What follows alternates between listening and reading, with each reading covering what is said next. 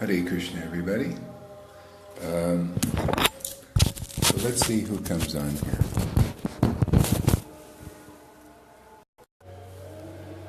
Okay.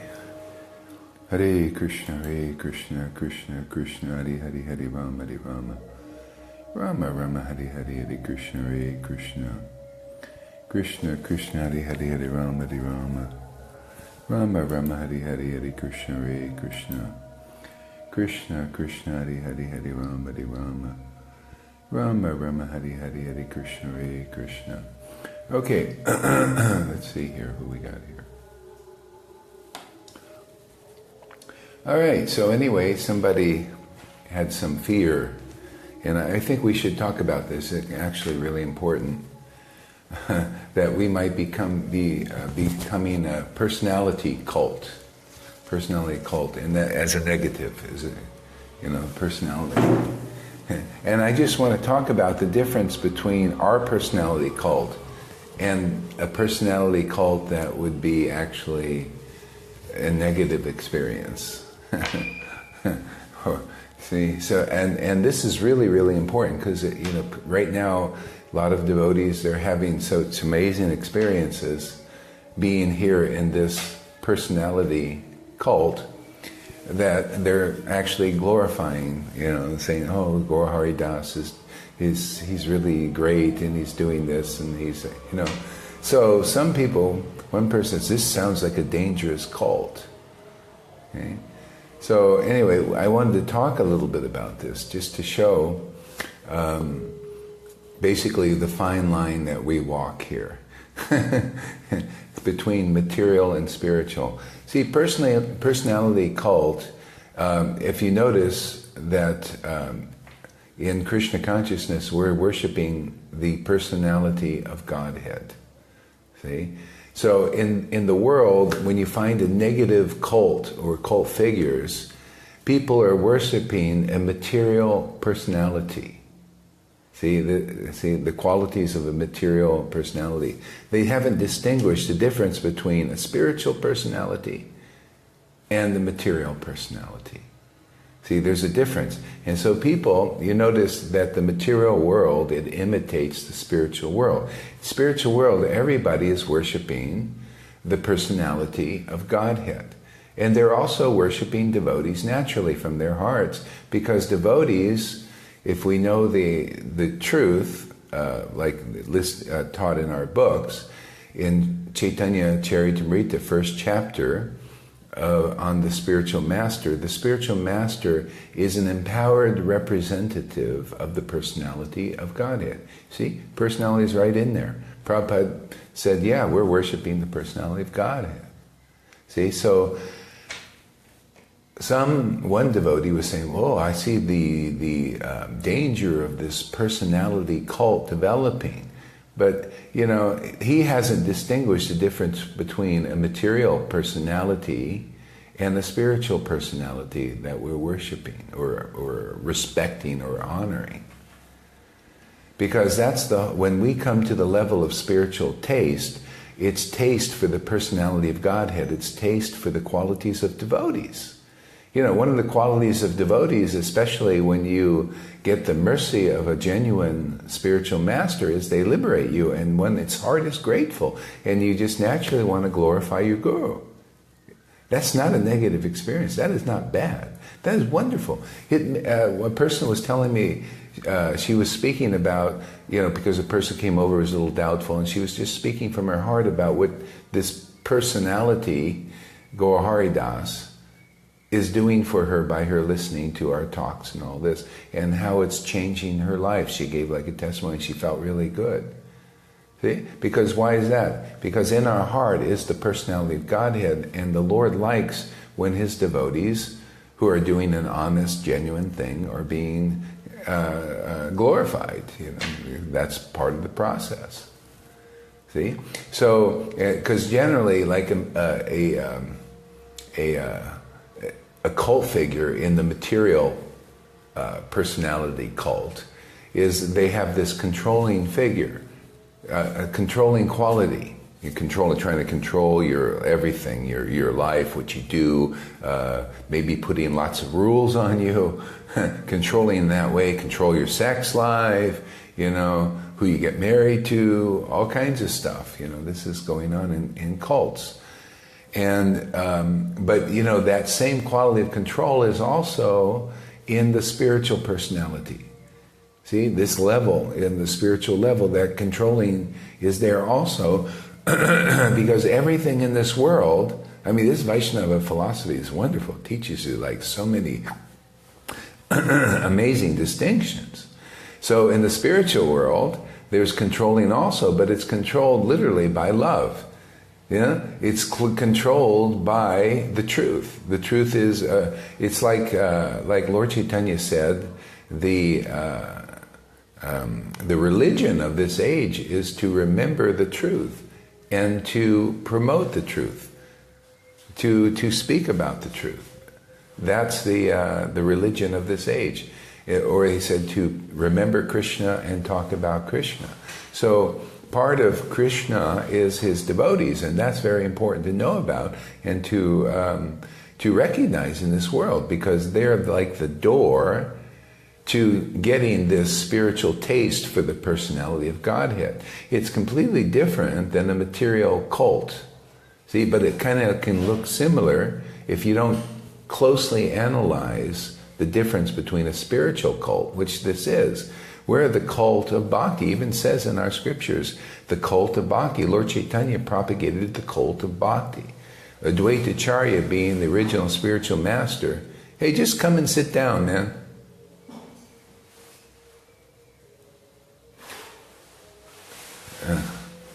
Don't miss this. This is good stuff. Yeah, I'm listening. Oh, yeah? Okay. Yeah. There's a difference between a material cult personality and a spiritual representative of the personality of Godhead.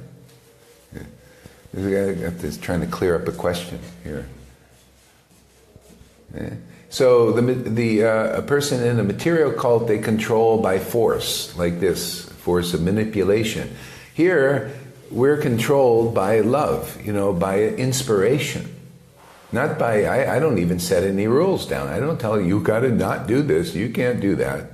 All of this stuff. The controlling force is the taste for bhakti. If there's any controlling that I'm doing here, I just come here to taste the glories of the holy name, and then whatever inspiration comes from that, I speak about that. And people are saying, wow, this is so amazing, I'm waking up, I feel God in my heart, and they're naturally glorifying that. They're glorifying this personality, Gaurahari Das. See? So a devotee comes and says, I see the makings of a personality cult there. They're glorifying you and making you just like these cult figures do in the world. But they're all controlling by force and their material. I'm so great, and I'm, but they're not. See, devotees are great. And like when I took the titles because people are getting woken up. And that's when you do take a title, is when extraordinary things are happening through you. I think awakening people's devotion to Krishna is pretty extraordinary and deserves a title. I even have to admit it, right? It's not like a cult personality is somebody who can't do such a thing. They're just controlling you and manipulating even the scriptures, and they don't get the desired result. All they do is they go and commit suicide. I guarantee commit suicide and do weird things. People don't do weird things here. They just get more liberated. See, it's like saying, well, Jesus Christ is a personality or Prabhupada, because they glorify Prabhupada. That's a personality cult. Of course it's not. These persons are qualified. These persons liberate people. And that liberating principle is happening here. People from their hearts are, well, thank you so much. Hey man, I'm grateful to Jesus Christ too. I'll glorify them. Those personalities, they're personalities.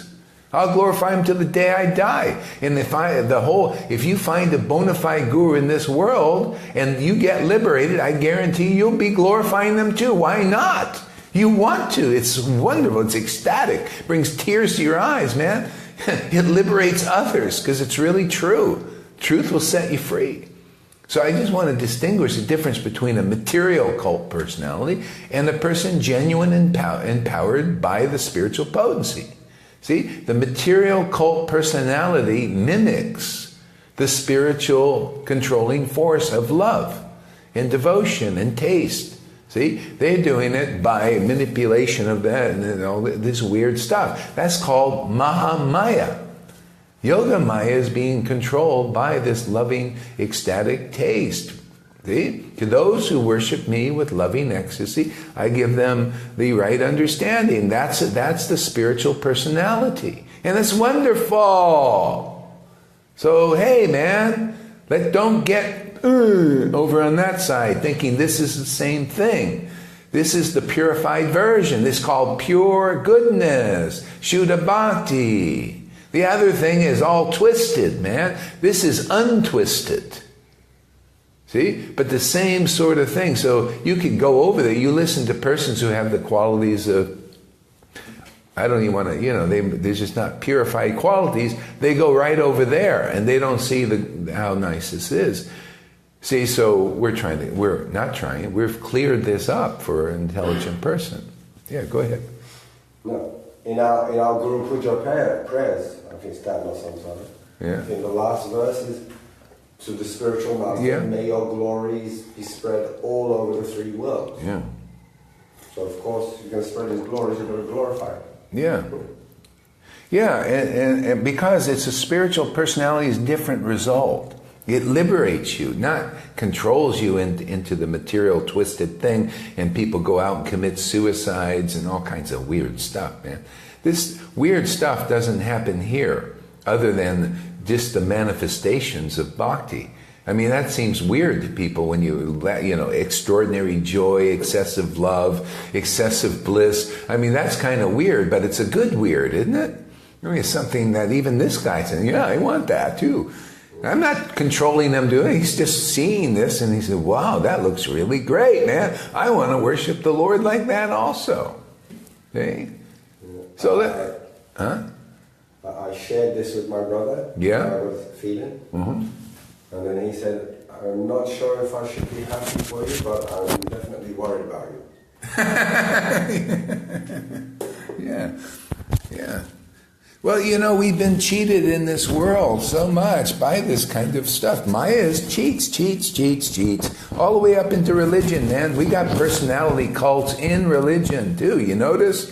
Personality cults, but they can't do the job, man. They're not really empowered. They're not really, their words don't come true here. Because it says, persons, they give extraordinary boasts and everything, but our boasts come true. See, it mimics this Shuddha Bhakti potency.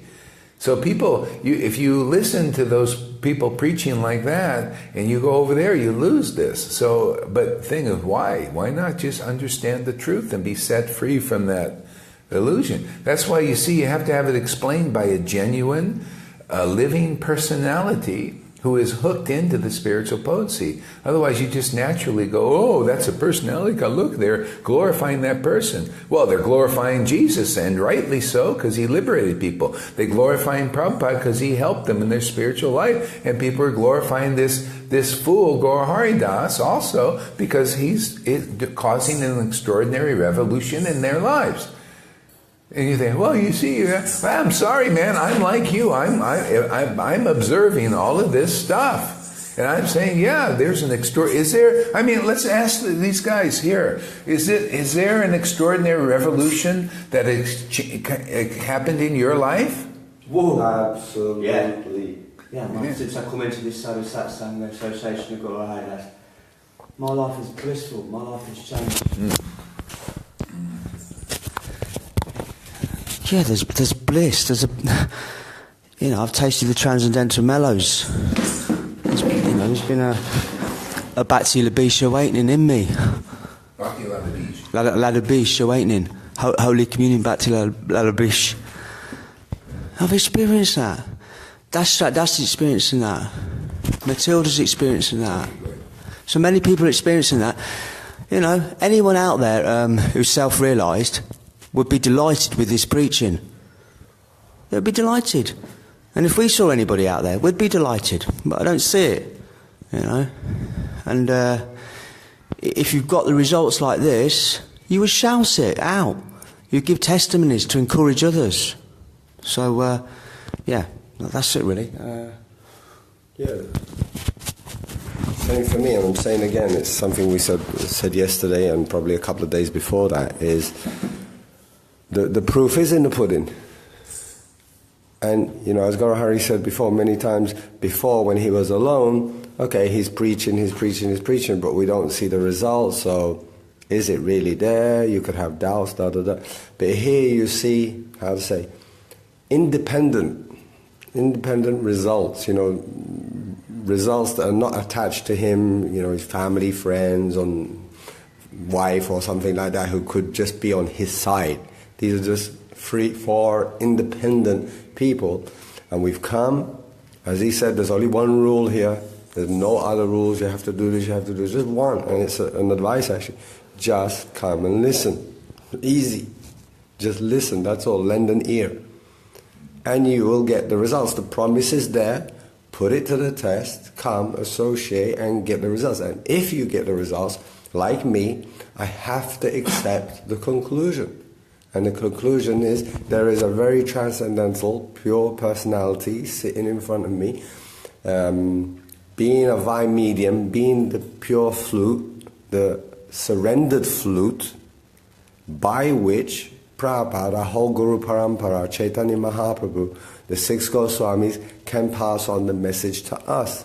He's a pure postman without any motive, adding nothing, subtracting anything, and actually he's doing more than a normal postman, because over the years, especially since Prabhupada left and Chaitanya left, we could say, a lot of growth, you know, weeds and unwanted stuff have come on the path that have really deviated the path, missed the path. It's not clear anymore. So he's not just a postman giving the message. He's also clearing a lot of the green growth, they call it, or the jungle growth. Right? Cleared that, and we've all experienced it. And I tell you again, you know, I'm a doubter, I'm suspicious, I was just focused, and I'm still focused on Prabhupada. That thing, you know, with this teaching, with this preaching that I'm receiving from Gaurahari, my path and my focus on Prabhupada has increased, because he's pure devotee. My path and appreciation for Jesus and all the pure devotees have come in the past.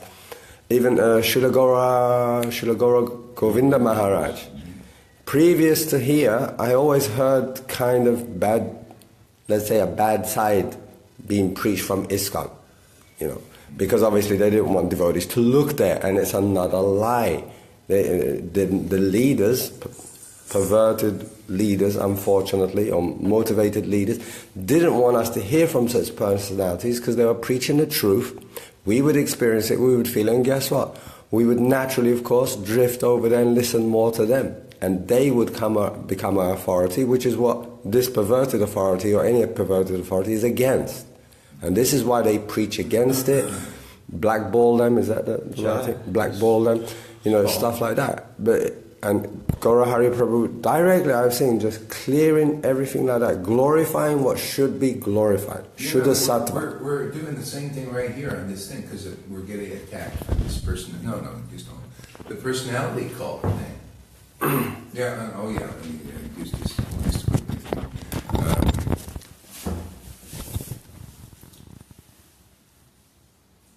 Yeah, like this personality, oh, this is a person, look at them, they're glorifying what you're doing, they're glorifying all that. Well, the whole world is doing that. We have to do that. That's our nature, is to glorify something. See? So, but there's a different result here. If you glorify a bona fide guru for what they're actually doing, you know, for the truth of what they're doing, the result is transcendental. God in your heart awakens. And that's a glorious experience, man. Because everybody, they're glorifying Tony Robbins, man, he's so, But the Lord in the heart probably is not awakening people. They're getting another experience. Because the world, it's our nature to glorify something. People are glorifying Trump, yeah, or they're criticizing, yeah, Trump, we hate him. You know, you're either glorifying or, you know, or criticizing. Okay? So that's our nature, because, truth in our books, our wonderful books written by Prabhupada, teaches the truth that our nature is to glorify something. If you glorify the personality of Godhead, you may experience this awakening. It's some doubt. This is what the Lord says. But if you glorify, you get the association of His real, genuine devotees, and you hear from them and all this, and they have the awakening, you're going to, by that association, and you will definitely glorify them. Why wouldn't you? Because they liberate you. I mean, what does it say? We can't repay our debt to the spiritual master? I mean, who is doing that? Everyone here that has such an awakening, they say, this wouldn't have happened just on my own. I'm in debt forever, to my spiritual master. And people think, well, you see, that's a personality account. Yes, it is, but not it's in the right way. It's in the way of truth. Okay? Truth will set you free. Otherwise, you listen to preaching, and we try to help that brother out preaching like that because he's misunderstanding. You believe in that. You lose faith in something that's really transcendental. It's not even just good here. It is so good because it's so transcendental, and it liberates souls from the cycle of birth and death forever. And see, a cult leader, it says they make grandiose declarations. That's pretty grandiose here, but we do the deed. It actually happens. People are getting, are you experiencing like you're going to come back to this world as an ordinary human being now? No, I don't feel that. Yeah. Yeah, I mean, you may be seemingly ordinary, but you have an extraordinary presence working in you. This is what we come here to do. It's called the Holy Spirit of devotion. It abides with you forever. It's exactly what Jesus said. He said, I am going and I'm going to send you a comforter. He's going to be with you forever. He's going to inspire you. He's going to take all the cobwebs out of your path. He's going to purify. He's going to purify others. He's going to do everything. You're going to be so happy. And that principle is working here. Those who come here, those who just do this listening thing, are getting that. Well, I think that's extraordinary to praise, because those who believe it and follow this path, which Jesus taught himself, because he was one of those persons who could do that deed, could awaken that spirit of devotion in people. Here, just one second here. See, so, oops, where is this? Oh yeah, here we go.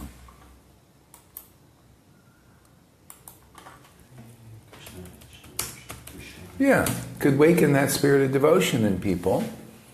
So, they just naturally, and they got the testimony. See, testimony is important, because if you just believe in a person enough to hear from them, and then you can get this kind of transformation. This Savior principle, that's what it is. It's a liberator principle. That's the bona fide guru. It's their quality. They liberate people, whoever will listen to them. And then people get the actual experience. It's not a lie. It's not manipulation by material means. You're not in the suicide cult. Why would anybody commit suicide when you find the real guru? But I tell you, I've seen people that are thinking about suicide that find the wrong guru. People who have left here and went to the wrong guru are sometimes thinking about doing suicide, because that's going on too. That's where this religion gets twisted. You got to find the bona fide spiritual master that does the real thing. See, like Jesus taught this, a good tree does not produce bad fruit. You got to be intelligent. See, if this is a good tree, which it is, it's producing good fruit. Not only good, it's transcendental fruit. It's liberating people. See? So that is worthy it's not like, well, I think I must share about this. It's straight from the heart, man. Yeah, man, hey, man, it's liberate free, This is called testimony. That's called real preaching of the cult of devotion. It's a cultivation from hearing. It's not bad when it's used appropriately in truth. It's like here's what we do in a nutshell. I just follow the scriptures as they are. It says, if one patiently hears about the glories of Lord Chaitanya Mahaprabhu. See, the glories of this personality. What is this bad personality called? To hear the glories of the personality of Godhead? See, personality. Well, that personality of Godhead's qualities manifests on the bona fide guru. You know, there's a whole book written on the personality of Rasika Nandana, because the personality of a real, genuine devotee is the actual qualities of the personality of Godhead, all the way up to 50-something in number.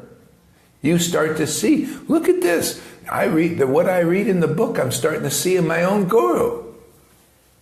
Because that should be, there, those kind of qualities. And even more that you can't even see, because Chaitanya incarnation brought even more understanding of things about devotees and the Lord. Many deep, deep truths that haven't been heard in 27 Divya Yugas, 4 billion years. Yeah, and there's so much. It's very easy to people to post things on timeline and say that Raganuga Bhakti's out there, but show us. It's all mouth and no trousers. It's not conclusive. It's all All mouth, no trousers. I mean, we're using the technology we've got at our fingertips to help our brothers and sisters. So if there's others out there, they'll be using the same. They'll be shouting it from the rooftops. They'd have results. People keep saying there's other Raganuga Bhaktis. Well, show us. Don't keep saying half-hearted, half-bitty type stuff. Show us. Oh, yeah. Well, one guy said, haven't you heard of Ayendra? What is that? Yeah. Haven't you heard of Ayendra? And I said, well, he's dead, man. Where's the living son? See, all glories to Ayendra Prabhu, but what's the point of... what relevance has that got now, here and now? Here and now, who is there? Anyone out there who's self-realised on a Suddha Bhakti Raganuga level would be delighted to see that this is going on, and we'd be equally delighted. So show us. Don't just post things that take up time to actually read. Actually, they kind of mess with people's faith unnecessarily. Yeah, so, you've got to keep your faith and your feet in the path where it really is. So stop putting out there this, mouth and no trousers stuff that confuses people, We're not confused, we're staying here. But there's people who sort of might bow down to a little bit the modes of nature and their people around them. But, so you're not doing any great service by coming on, Actually, one of the devotees here. Actually, it's good because he's speaking for the mind of others too, and that's why. I thank you very much for doing that, because I'm not trying to hide anything. I'm not saying, let me block him for his. No, I mean, this is. I know people thinking like that. See, and it's good because it gives me a chance to speak about the truth. Hey, man, it's the truth that's going to set us free. And by the way, I'm no pure person. I'm just a man. But there is empowerment here. I have to admit it myself. People have this wrong idea. Oh, this person is pure. He's so perfect. I mean, hey, my Lord Jesus Christ even said there are none good but the Father. The persons who do the most extraordinary healings rip their clothes, Paul and Peter and all that, rip their clothes, said, we're just men like you, but we have this spirit of devotion that Lord is residing in us and has given us the power to give this to others. Now that's the way it really is. Don't try and look at me following, is he following perfectly the morning program? If he does, then I'll believe in him, then I know he's a pure rep. That's baloney, man. That's not how it shows up. It's not like that. It's the Spirit of God. Is it residing in somebody? Is the empowerment really there? Because if it is, extraordinary things will happen, like here. That's it, man. You know, I'm not saying I'm perfect. I'm nothing. I'm an ordinary person like anyone else. But there's an extraordinary presence working here by the order, the parampara, and doing extraordinary things like waking people up, freeing them from the cycle of birth and death, giving them salvation and freedom of sins and pure devotional service. That is extraordinary. I admit it myself. It's not just a blind boast of grandiose thing. It is a grandiose reality that you can see right here on video. I mean, how much of an open book can we be? You know, how much can I say, yeah, we are a personality cult. You're right. The personality of God is what's going to free us, not a personality of a man being grand. I'm saying I'm just a man. But within is the spirit that you can have also. Isn't that the good news? You don't have to be anything special. You can be you can be a super, is the Lord, man.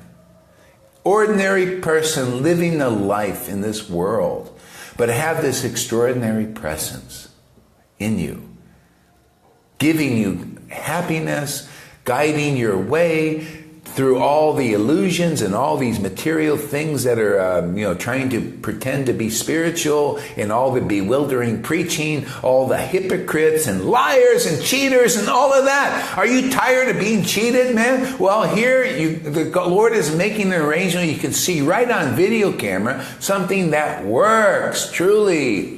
Get you out of that cheating thing. The Mahamaya, come under the Yoga Maya. Yoga is created by the Lord. It's beautiful, wonderful, freeing, set free. And you worship with tears in your eyes and laughter and shaking and dancing and having a big devotional party without any wine. No, that's not exactly true. Plenty of wine, unlimited wine of bliss and ecstasy. Is that so bad?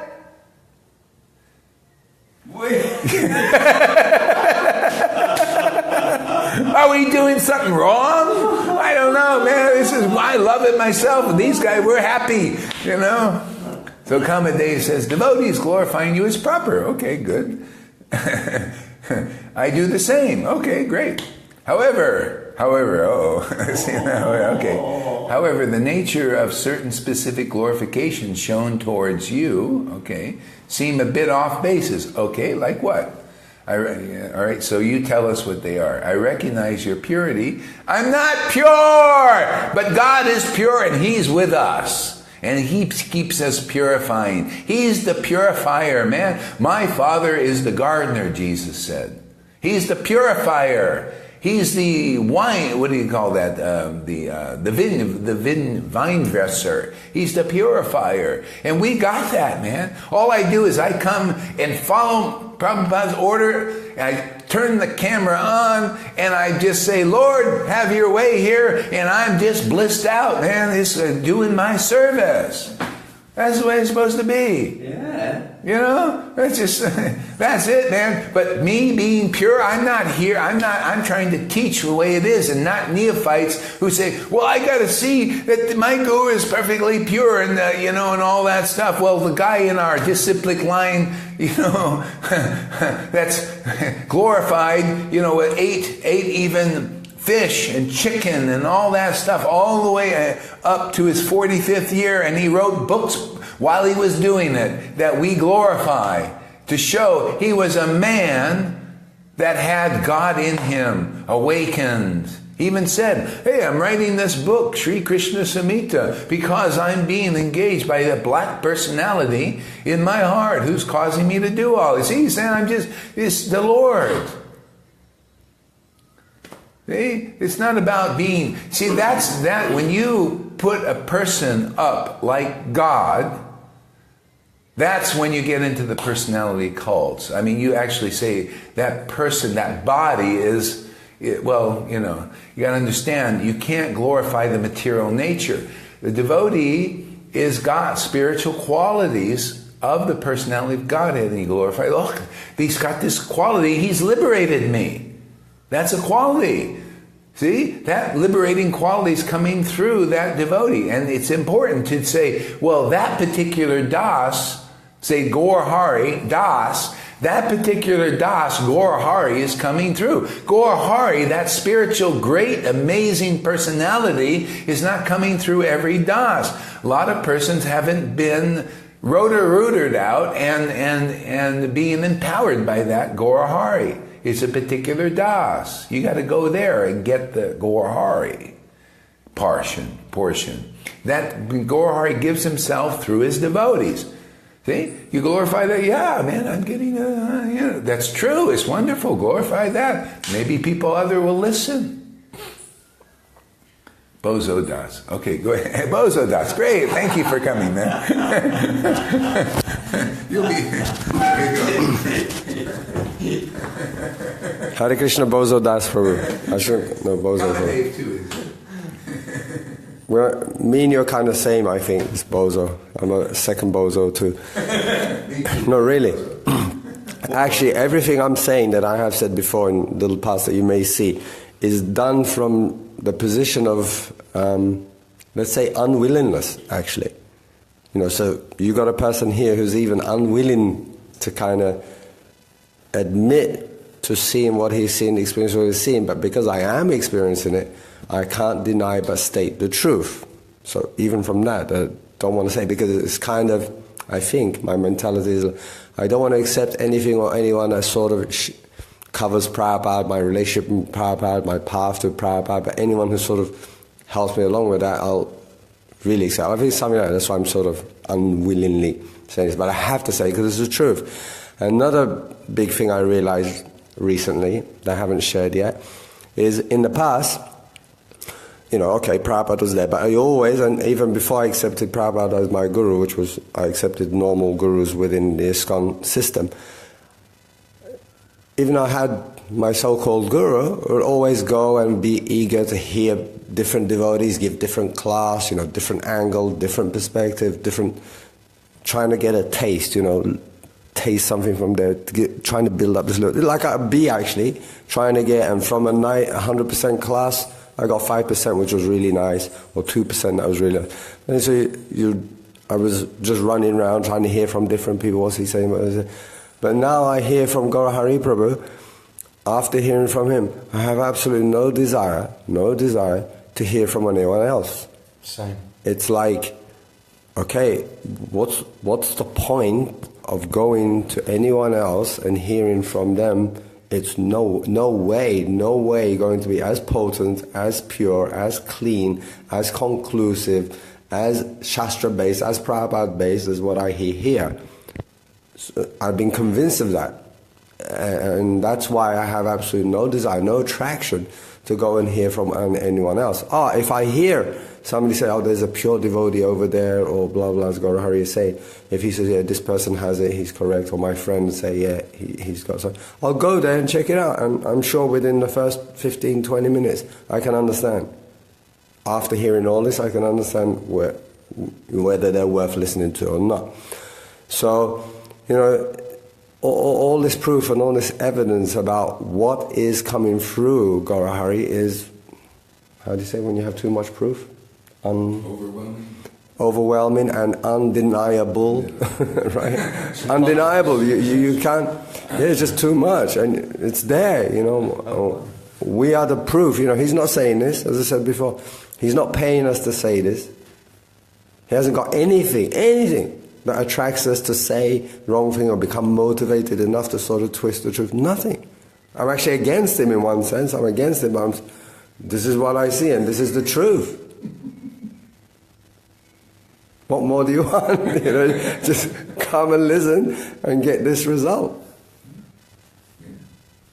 Well, they listen even on the video, and that's, some people have awakened. Actually, many people can awaken just by the video, and especially by these testimonies that are coming. See, and that's why I can totally relate, a person, whoa, because, we've been cheated a lot by this Maya, so it's another personality cloud. That's just intelligence, to be a little cautious.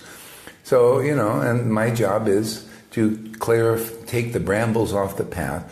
We're preaching this cult of devotion in this Maya. There's a lot of Maya there, and it can Shuddha Bhakti can look like the Maya somewhat, but it's Yoga Maya, which is really good and wonderful and liberating, and the other is the Mahamaya. Part of my job is to distinguish it out. That's why the whole video is, hey, let's talk about what it really is here, not about what it seems to be over there. Well, there's a different result that happens here. If this is a transcendental tree and is a good spiritual personality cult, it should have wonderful results, which it does.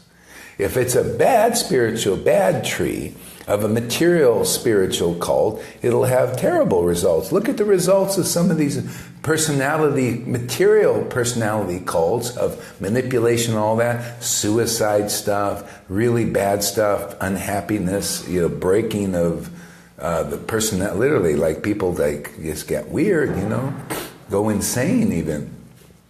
We have that in Vaishnavism. There's a lot of Putinas.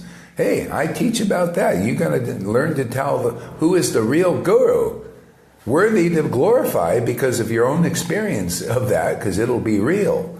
And this personality cult thing, because when you got a false Putana who's pretending to be the pure devotee and all that, but can't produce the results, when it fructifies, you're very morose. You don't get over morose. You just stay morose your whole life, worshipping them. Yeah, I'm not happy, but I don't know how to, trust it. I remember when I was in, I won't say which group, people can probably figure it out, but I wasn't happy. For 5 years, I was miserable. I was not happy, man. But when I left that place that was supposed to be spiritual, I became happy inside my heart.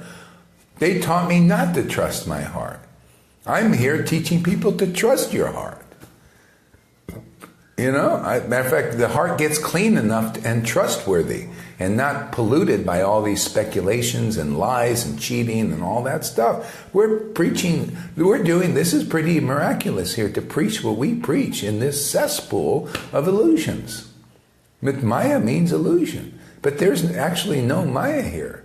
There's Yoga Maya. It clears away all that stuff so that people can see clearly what's going on, That's this amazing presence that I want to share with my brothers and sisters, because the Lord said, even the Shastras confirm it. The Lord said, right there in the Shastras, I'm giving my transcendental body to you and you can distribute it as you wish. And that's what I do. I know this is true. It's already working. So anybody who listens here, I just say, come and just listen and hear the beautiful qualities of the personality of Godhead. The cult of the personality. Hear the cult of devotion and all about it. And get this wonderful gift of the Spirit of God awakened in your own heart. He's already there. Our job is like a midwife. We just here facilitate the spiritual rebirth. You must be born again to enter the kingdom of God. That's that devotion. That's what you're hearing, these testimonies. People have the birth of the spiritual potency. That's my job here. I was born for this. That's why there's very few people can do this work. I mean, if they do, we would see all it. Why aren't we hearing all this kind of, that's why when I see Jesus, I look in the book and I look in Chaitanya Leela's past, I say, there are people there doing what we're doing. They were awakening bhakti in people, and Jesus was doing that too. And some of his followers now who have the Spirit are doing it too. And we're doing that. That's why I say, look at these elements. See, that's happening here for the Vaishnavas. That's the good news for the Vaishnavas. That same thing. I happen to consider this, and any intelligent person would also, this spirit of devotion to awaken in our heart is the most precious treasure that you can ever find in all the universes. Discover. It's inside your own being. The kingdom of God is within and at hand. But it takes the devotee who has that treasure to wake it up. Okay? The sleeping giant. Tony Robbins, they say, wake up the sleeping giant. But that's still not really it. That's the sleeping giant, so you can attain material things and become a great being in this world, the mystic powers and that sleeping giant. That's not really the sleeping giant. The sleeping giant is Krishna, God in your own heart, man. And it's very pure, and it doesn't care about even though that follows the devotee and all that. The Lord doesn't care about it, and you don't care. You just want intimacy with God, man. You want to have that spirit working through your veins. That you want to relish the transcendental wine of life and that blood of God. That blood of God is the pastimes of the Lord. The name of God, you want to taste that and have that life flow through your transcendental veins. See? That's the spiritual body, man. You've got to have that awakened if you want to be really happy. If you want to get over moroseness. You need power, people? Huh? Power. Power? Oh, yeah, thank you. Very good. I saw the power go off from the houses behind Yeah. you. Over on this side here. Here, this. Oh, you were touching the wrong thing, man. You got to go from here. Otherwise, not touch any of these buttons. Okay, you got it. Thank you. Yeah.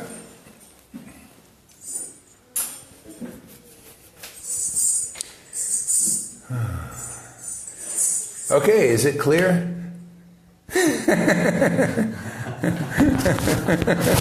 Have we clarified it enough yet?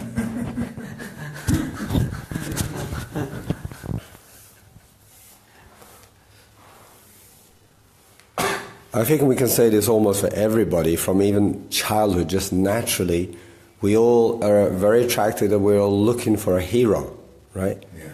The hero in our life. And it could be a mother, it could be a father, it could be a best friend, it could be Batman, Superman, all this made up stuff that we see on TV. But actually, why?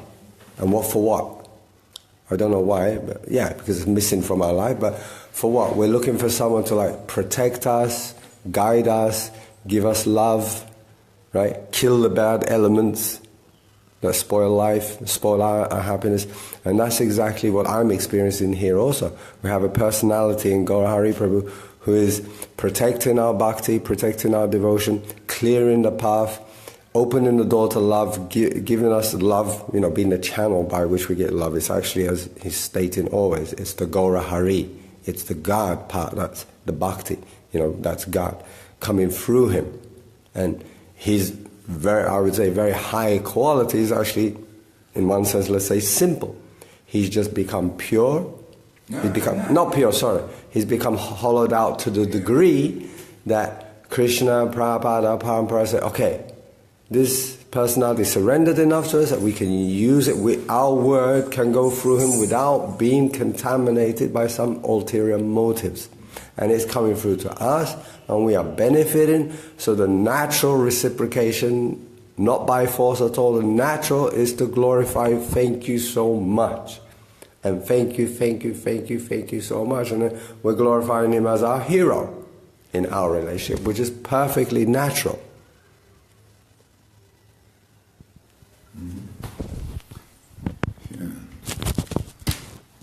Yeah, and the body,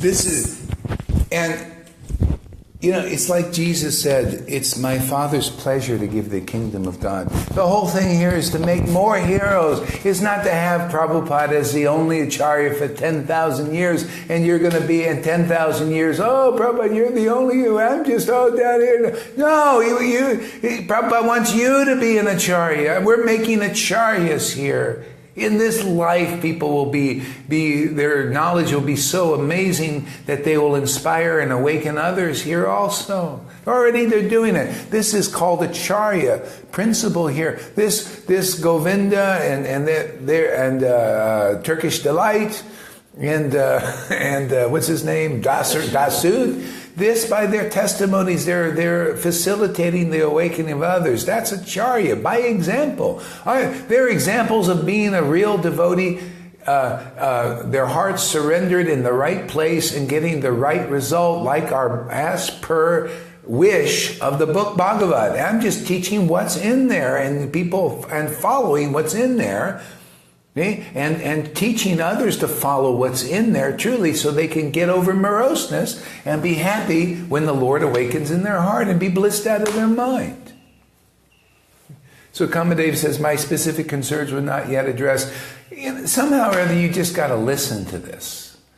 You know, I don't know if they're addressed or not, but you know what? If this whole thing is empowered, this whole video, but you know, still you lack faith in this. Therefore, things are hidden.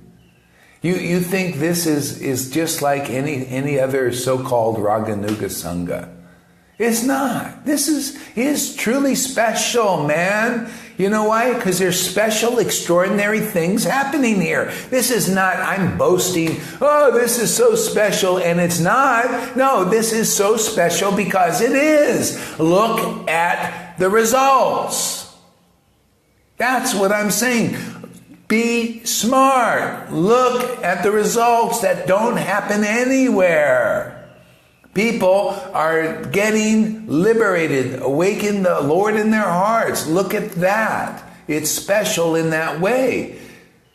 Is Gaurahari special? He's just, well, is the handle of an axe special? Well, it's special when the axe handle, the axe part is connected with it. And that's what's happening here. It becomes specialized to do a specific work. The Lord is empowering the work here of this handle to axe Maya, to axe all the illusion, to set people free that are captive by speculations, to bestow good news upon those who just listen. So quickly, within months, you can, boom, get God in your heart forever. That's special. It works.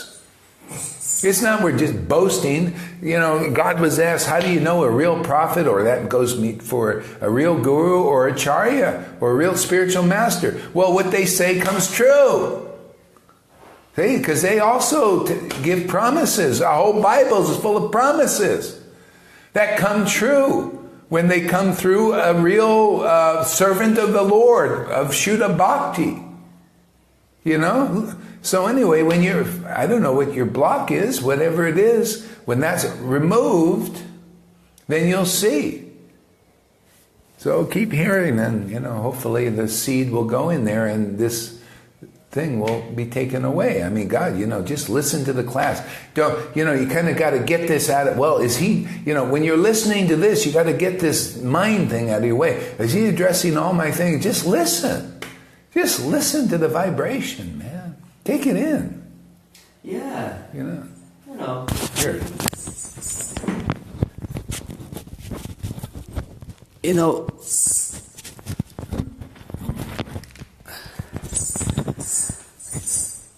I didn't feel the ecstasy and the intoxication and the bliss through mentally speculating. I threw that out. And then I let in the nectar. And then it awoke. That blissfulness awoke. And I can never ever repay Gaurahari Das. But what I can do is communicate and associate with my brothers and sisters who've fallen out of the spiritual net that is on offer out there, because it just isn't appealing to them. They've got a place to go now. And they're coming here. And they're loving it too. So, mental speculation, well, it'll just entangle, because this is just pure transcendental nectar. This is sound vibration coming from the parampara that just goes in there and it intoxicates and it awakens Krishna in your heart. And you got that. Wow, every day is blissful and fun. You're in ecstasy. You're happy, you're excited, you want to share it. We glorify Gaurahari Das, and we mean it. We mean it. He's saved us from that jungle out there, and jungle out there. Yeah, you see, this is just And we're not acting outside of Shastra here.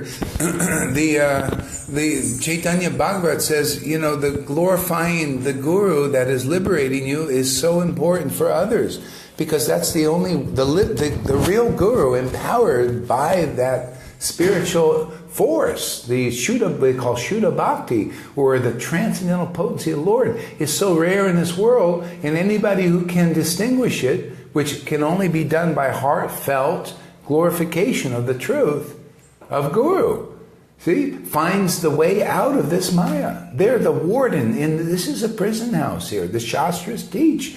It's really true. We're in a prison house. The warden is the Lord working through his devotee, a particular das, to liberate others.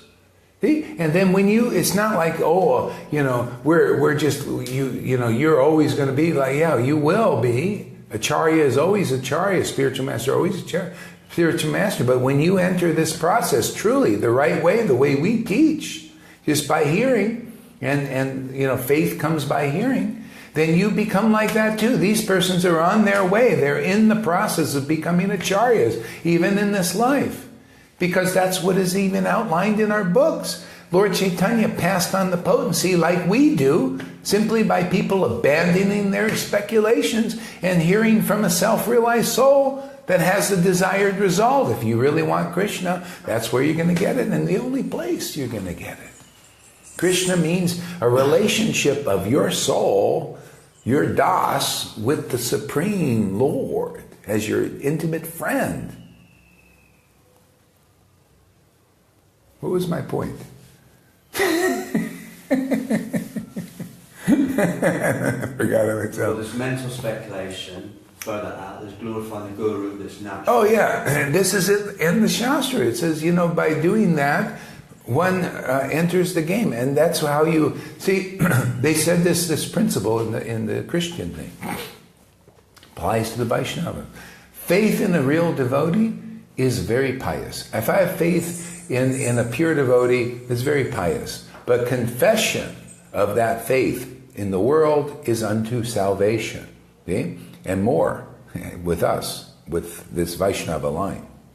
See? Because confession comes from the heart, that's Krishna in the heart, and you feel it, right? When you're glorifying the truth about Guru, you're happy. This is like one of my students, she says, "Oh, Gurudev, I told this Vaidhi Bhakta, about what's happening with you and all. I feel so happy."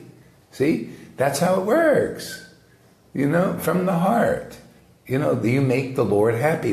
Now you're learning what is real Krishna consciousness, what is that? To make the Lord happy. And glorifying one's real Guru makes one happy. If the person is a false acharya, a false spiritual master, false meaning they haven't realized Krishna, the Lord is like, you're just doing, well, I'm supposed to do it because it says to do it, and all gurus are the same, even mine, and I'm glory. I've seen this, my great glory, and you see the moroseness doesn't go from the face. See? Because they're not glorifying the real Guru. See, the real Guru, the heart knows all this stuff. You can cheat others and they don't notice, neophytes don't notice the difference. One sannyasi is the same as another sannyasi. Okay? But it's not like that. The devotee who is relishing spiritual potency has extraordinary bliss, extraordinary ecstasy, extraordinary happiness, excessive happiness. Okay? You only see that really when you're awakened. Okay? Or if the Lord shows you. That's the effulgence. Okay. Bosadas. Most of us are ex-Vaidhi Bhaktas. We didn't know about Raganuga. That's right. Well, that's our job here, teach about Raganuga. We teach about what even gurus fear to even speak. Because, people won't believe in us, because we'll just, we don't want to, touch that. Well, yeah, you got to be empowered. You got to get the order of a higher source. Probably got Prabhupada's order to teach Raganuga, man. We do it. Just with full vigor. Okay, let's see, Kamdesa, but why weren't most devotees in this Sangha already engaging in Raganuga Bhakti before coming to this Sangha? Okay, I was personally already. What I find strange is many seem to think this is somehow, okay, we'll address that for sure, somehow the first time the stuff has ever been presented. This is all through Prabhupada's books. Okay, let's address that. Okay, so why weren't most devotees in the Sangha already engaging in Raganuga Bhakti? Okay, first of all, for you asking that question shows me that you're not engaged. You've just exposed your real position, and I'll show you how. Raganuga Bhakti is not meaning that you had to be engaged before in it to be engaged in it now. No, Vishwanath Chakravarti teaches in the first chapter, Ragvartma Chandrika, the same thing we repeat over and over again. The only qualification to be engaged in Raganuga, you know what Raga means? Raga means spiritual taste. See? And you're a follower of Rag. See? Nuga, follower, I think it's something like that. Okay? So you're a follower of Rag. Prema, follower of Prema. See? The only qualification of that is to follow Prema. Follow the devotee engaged in tasting the nectar. That's why it says the path of peace is this. Chaitanya Charitamrita, on the spiritual master, on the Raganuga Bhakta is this. The postgraduate study of Krishna consciousness is this. If one patiently hears about the glories of Lord Chaitanya, Mahaprabhu, Sri Nityananda Prabhu, and Sri Advaita Prabhu, and their devotees, and their devotees, and their devotees, and those qualities of the personalities of the devotees, because it's spiritual, not material, cultish. Devotional activities, okay? Names, fame, fame of a devotee, of the personality, a particular personality, particular das, their fame. What is their fame? Whoa, man, Bhakti's awakened in me. That's pretty amazing, huh? Yeah. You know, that person's famous for awakening Bhakti in somebody. And then you get it, and it's not like, well, it's only for them. No, you get it awakened in you. Now you're in the process, and very soon people will be glorifying you also. Why not? You'll be awakening Bhakti in others. They're transcendental loving exchanges. One will learn the essence of the absolute truth. That's Raganuga Bhakti in a nutshell. Anybody desiring to hear with an open mind, and because you listening, and when that rag, that like taste happens, and then all of a sudden you say, wow, I really want to worship like that with tears in my eyes. I want to chant like that. That's the qualification. See? So when that happens in you, then you'll be on the path of Raganuga Bhakti, because you'll fit the book Bhagavad, who says greed, spiritual greed arising, and that only possibility to arise is to hear from a devotee who is engaged on the path of raga, rasa, prema. You hear from those devotees. It may arise, it may not. See? Hasn't arisen in you, because if it was, you wouldn't be saying, well, this is a personality. You wouldn't be going against my preaching, man. You'll be totally on board with it. Why wouldn't you be, man? Because you're liberated. They're on board because they're experiencing liberated from the cycle of birth and death, man. They're grateful. And I say to you, keep listening, and hopefully it'll be born, because if it's not born here, it wasn't born anywhere else, because if you were really Raganuga, you would love what we're talking about here. And I'm saying that you're just under the impression that you're Raganuga, and you're not. That's your whole problem. is you think you're like these persons. You're imitating it, but you're really not there. I'm telling you the truth. And if you can keep, not true, I'm Raganuga too, and you like what we do, but you're on the outside of the honey jar still. Because it's faith in what we do. And you say, okay, but you got to keep hearing. Okay? And if it's, when it is born, you will have those qualities. Okay? But if they're not manifesting yet, then you'll be Raganuga. You're not Raganuga yet, believe it or not.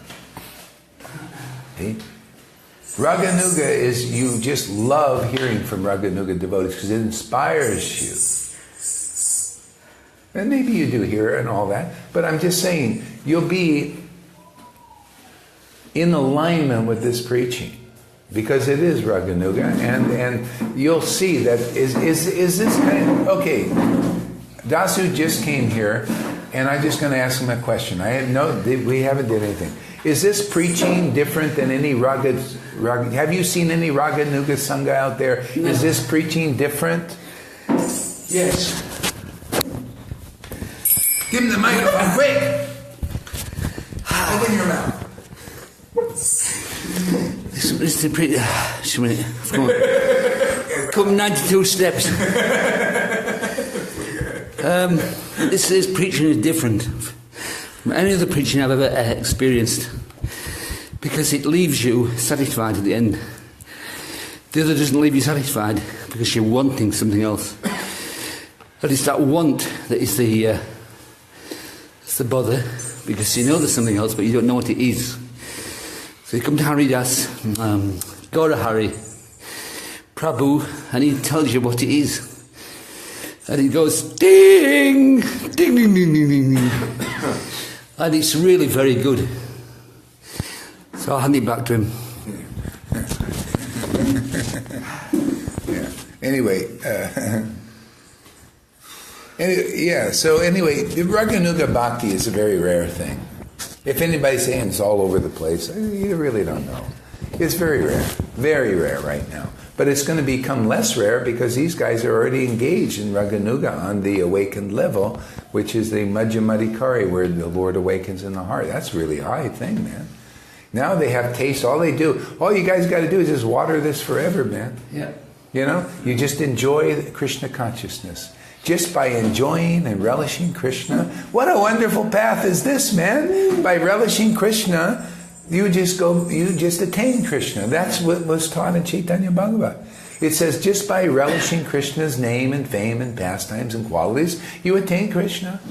Wow, so easy, and it's fun when you come to this point, and that's our great pleasure to awaken this potency in others. And I say to myself, what a wonderful world. So I can't help digressing into the 1960s and getting all the records on. I was Louis Armstrong singing that. It's a wonderful world, and it is a wonderful world. You know, because 1960s was my height, the height of my life. So I always refer back to it, and to all the songs. I've still got all the songs. I know all the songs. I don't know anything else, mind you, but I know all the songs. I've got, give me a ticket for an aeroplane. I ain't got time to take a fast train. Lovely days are gone. I'm going home. My baby just wrote me a letter. I don't even know who it's by, but it was an Australian group at the time, and it's, it got me going. And this gets me going as well. This Raganuga Bhakti, because the Raganuga Bhakti kid, he's a local Bedi wonder. He's Gaurahari Das, Gaurahari Das, yeah, and he's Amazing Grace, Srila, Gaurahari Das, Avadut, Prabhu, Saint Maharaj. Yeah. And he's so wonderful, He doesn't like me saying it. He doesn't like me saying it. He loves it, you know. He's sitting there laughing, going, giggling. I've tickled his fancy, you see. You know, 'cause I'm saying good things about him. Not saying he's a horrible man. You know, he costs you money if you always say that. But he's not a horrible man. He's a very lovely man, and he's given me plenty to go on. Everything in Vaidhi Bhakti gives me nothing to go on because it gives me grief. It's because I'm not doing that right, Dasha. You're not doing that right. And it's because of the rules and regulations, and I hate rules and regulations. You probably know. I've probably told you before, but I hate rules and regulations. You know, I'm a spontaneous guy. I'm a spontaneous guy. I don't know the words to that song, but I'm spontaneous anyway. So I'm going to hand you back to Gaurahari Das. No, I'm not. I'm going to hand you onto our glorious Govinda Das, who's going to glorious Govinda. Yeah, who's going to regale you with the tales of the spirit soul.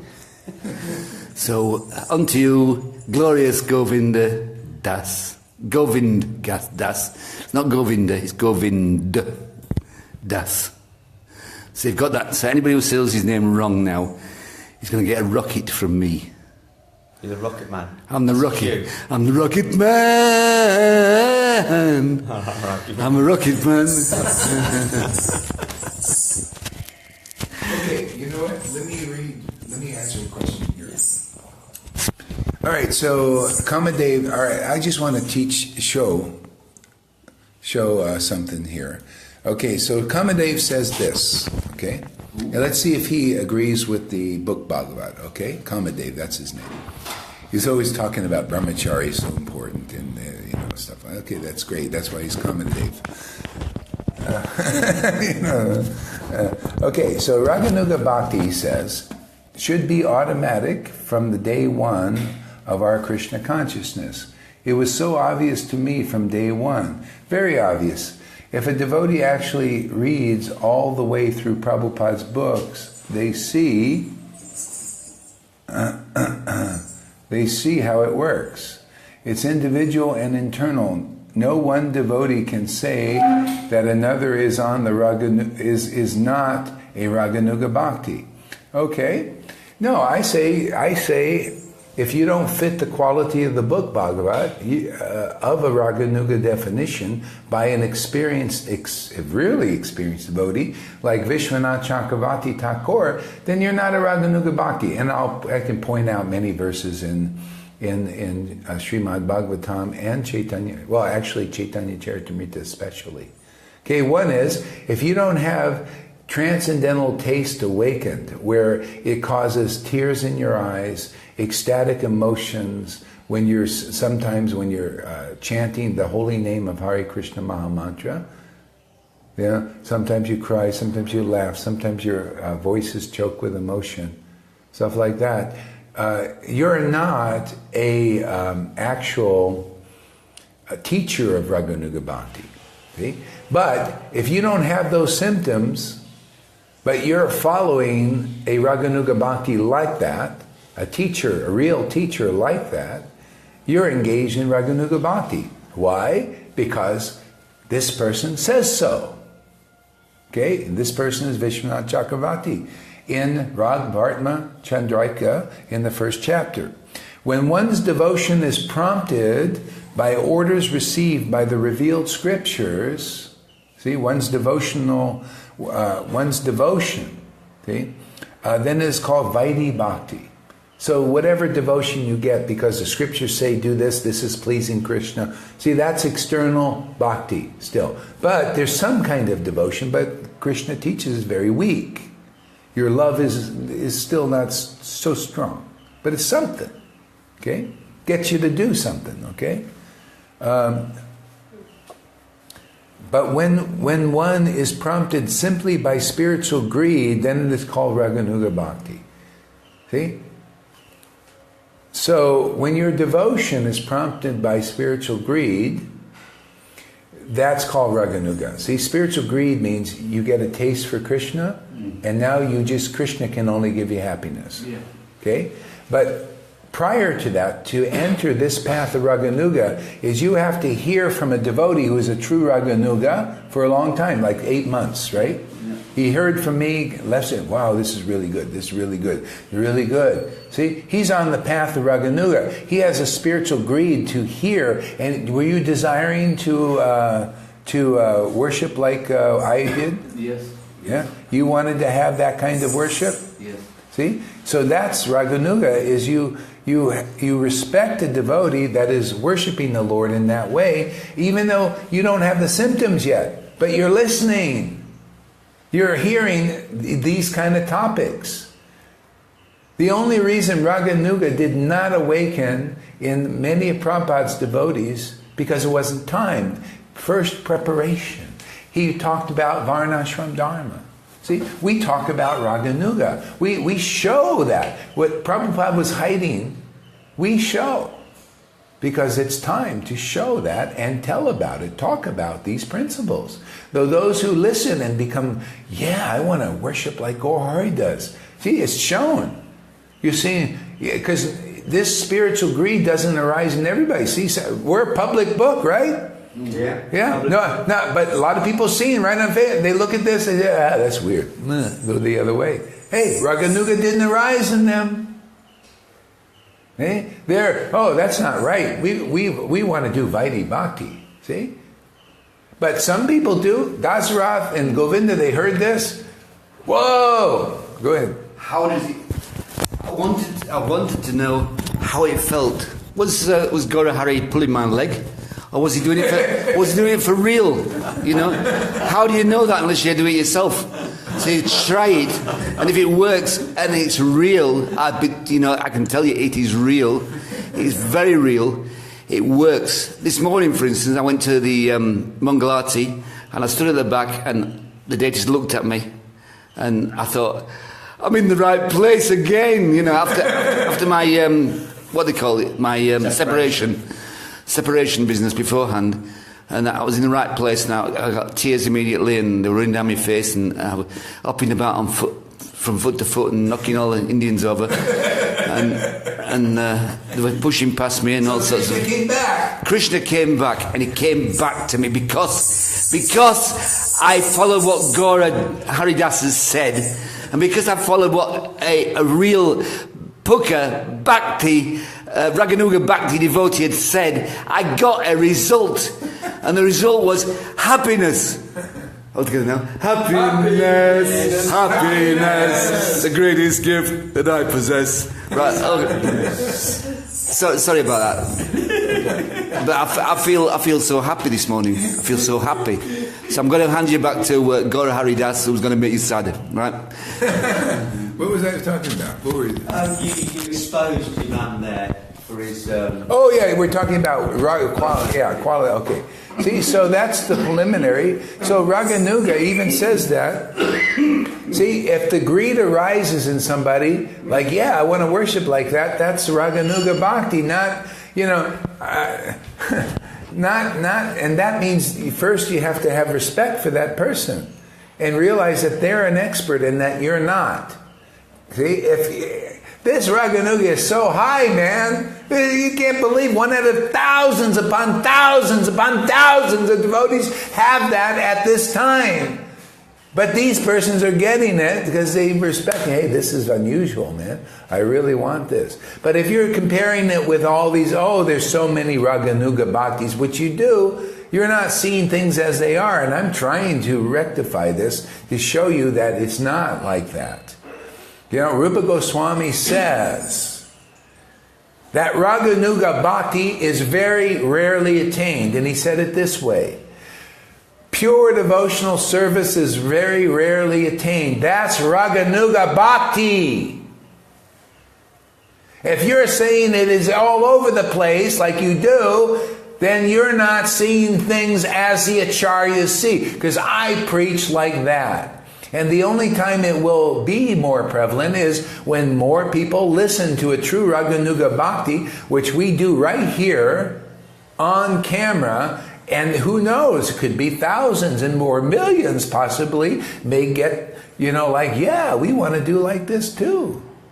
Jai. And then there all of a sudden it goes from very rarely attained to very common, like it was 500 years ago, because of that kind of preaching which is being preached here. Yeah. And the same result here is happening right now in 2018, demonstratively on the camera, right before the world of Vaishnavas.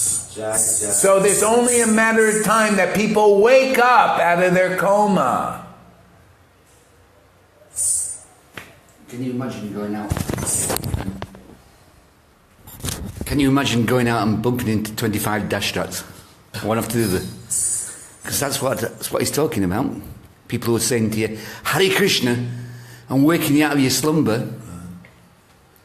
And that's good. I sound as though I'm ringing my own bell, which I am a little bit, because that's the only bell I've got.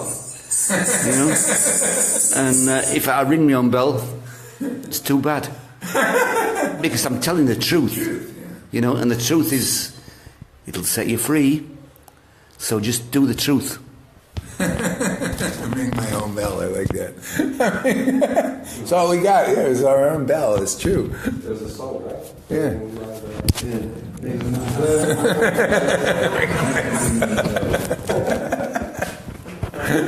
Yeah, so Srila Rupa Goswami has personally given the following definition of lobha, sacred greed. When the heart yearns for the sweetness of the moods of Krishna and his eternal associates in Vraj, one is not prompted by the scriptural injunctions or logical arguments. See? So when people come, I'm not going to say, I'm a Manjari, man. There's a lot of people preaching like that, and they're not all really it. They're just lying to you, man. I don't even say that. We just show that, man. Because the moods of Raj are what? When the person is really worshiping Krishna, tears are squirting out of their eyes, choking in the voice, uncommon experiences are happening. Gaurahari Das doesn't have to say anything. He just shows what is the mood of Raj. See? You don't have to go and say, well, just believe me, I'm a Manjari, man, and Radhi this, Radhi this. No, you just see what it is to be a devotee. That's how Lord Chaitanya preached it. He chanted Hare Krishna and tears poured from his eyes and everything. He didn't have to go and say, well, I'm a Manjari and I'm all this. Just believe me. A lot of people doing that, they have the fructified thing of that is you feel cut off from God, because that's sahaja often. See? Here you see it. And if the greed arises in somebody, wow, I want to worship like that, you're on the path of Raganuga Bhakti. That's the only qualification. Because very soon, look at these guys. They admittedly don't like rules. Right? Are you an admitted offender of Vaidhi Bhakta? Yes. Yeah, straight up. Straight up. They don't even like rules. And they just came and listened because they said, wow, I'm not prompted by scriptural injunction to listen. I just greed. I want that. See, there are a lot of people following scriptural injunctions, right? And they say, I don't like that. I'm going back to my rules. See, so hey, man.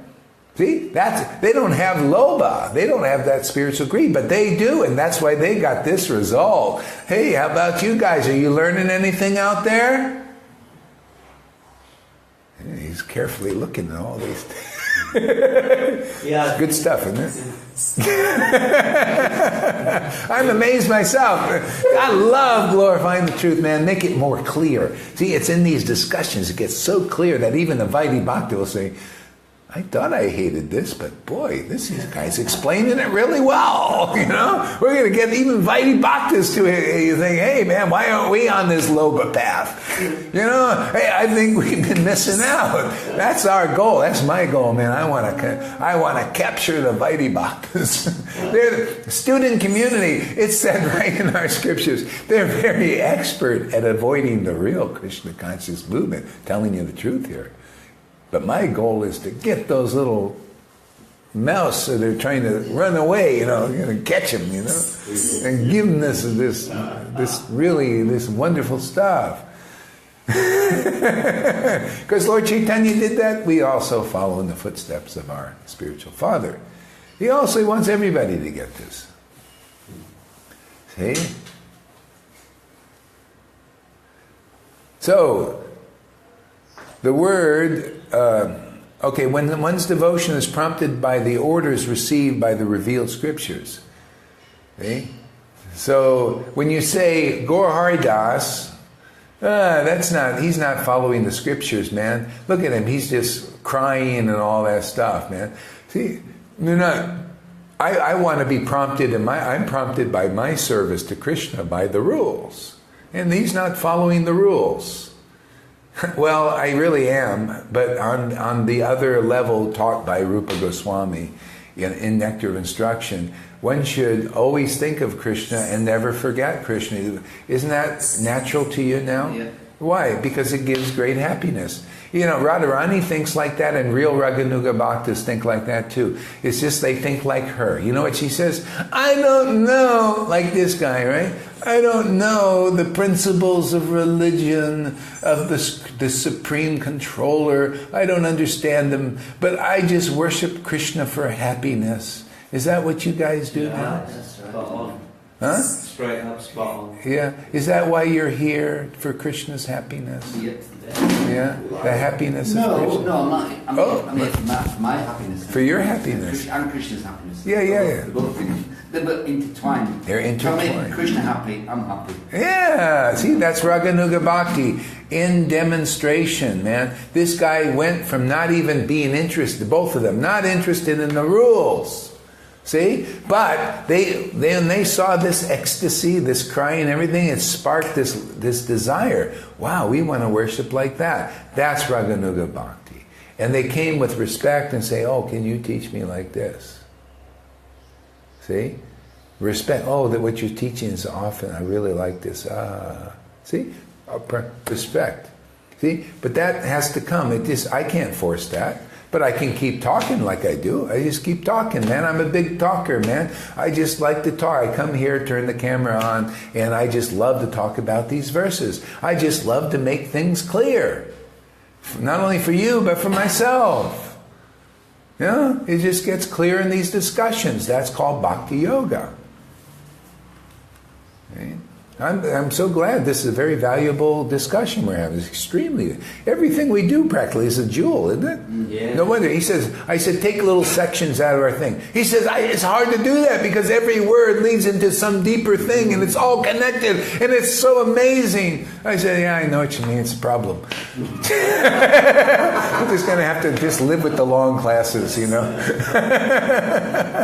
It's extraordinary, man. This is our path, man. It's just relishing Hari Katha. That's Raganuga Bhakti, man. See, you're still in the process, man. You're still thinking, you're still in your mind there, Kamadeva. You're still thinking, well, you didn't answer my question and you missed all this nectar. You're still worried about me missing your, well, you didn't address that point. You know what that means? You're still in your mind, man. You're not free. You're still thinking, is he answering my questions and all that stuff over there and all that? And you just missed a whole pile of nectar. He's been very inconclusive all along, saying that you should get Raganuga Bhakti when you come in. Why didn't these guys get it straight off? Well, how can you put Raganuga Bhakti out on people like that? We all got our different paths. It's not something you get because you just have to get it when you come into Krishna consciousness.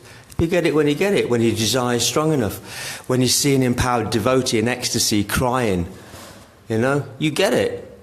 You want it. And that's it, so... If you want it, here it is, come and get it. That's it, That's it, and, it awoke in me very, very strongly the desire to be with Gaurahari Das in close proximity when he shared about his lucid dream. And this is crux of his preaching, that he was instructed by Srila Prabhupada in a dream to preach Raganuga Bhakti in this way. The next day, a devotee saw Krishna. You know, he felt the potency, she saw him. You know, she said, who's that wonderful blue boy? So, you know, that awoke in my heart. Boom! You know, it's like, whoa, I want more of this. I didn't use this. I didn't have to use this thing up here. It was just down there in my heart. And since I've been here, I had a dream of Srila Prabhupada. Not with the instruction that Gaurahari Das had, but I was left class, I went home, and I was out of my mind, blissed, stoned on God. And that carried on into my dream, and it was blurry, and someone was talking, and I wasn't sure what was going on, but I looked up an Asan, and there was Srila Prabhupada with a smile. That dream is a confirmation that what's going on here is spot on with the Parampara. That's it.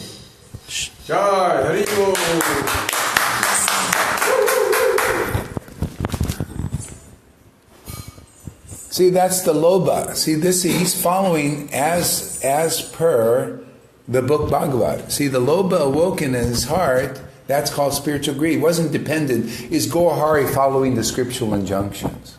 Is Gaurahari doing this? No, he just felt in his heart. The greed awoke just by hearing from a devotee. Sometimes it's like that. Sometimes people have to hear for a while. See? So, and it's inspiring. Isn't it inspiring to hear these testimonies? The best, you know. So everybody's in a different place, and even Kamadev, he's in a certain place and trying to wrap his head around this. And so, you know, everybody's in a different place. But you know, I just keep going on speaking. Like, for example, here, I have been listening. Kamadev says this. I have been listening. I simply have said my points. See, my points were not addressed because you asked me if they were in the video, so I answered. Your points, see, you missed all of this. You're still not here with this. You don't understand Raganuga yet. Because if you did, you'd understand what Lord Chaitanya said and how we act here, how we roll here. You know who Sanatan Goswami said, I want to hear about the Atmaram verse that you explained to Sarvabhauma Bhattacharya, and you made these 64 explanations to him. Can you tell me about that verse? And so the Lord says, well, I was one madman and Sarvabhauma is another. Therefore he took my words as true. Okay? So I don't remember what I said. See? So anyway, he went to try, okay, so now I'll talk about the Atmaram verse. And then he did it in so many different ways that weren't done before. He said, boy, this is interesting. I came out to speak about one thing, and all these other things happened. See, I started to speak about all these other things. That's how we roll here. See, but you missed it because you're still on the level of the mind and don't understand how Raganuga Bhakti, which is spontaneous devotion, evolves. I'm with the program here, man. I'm surrendered to whatever is going on here, and I'm enjoying this. Are you enjoying this conversation? Yeah. Yeah, we're all enjoying it.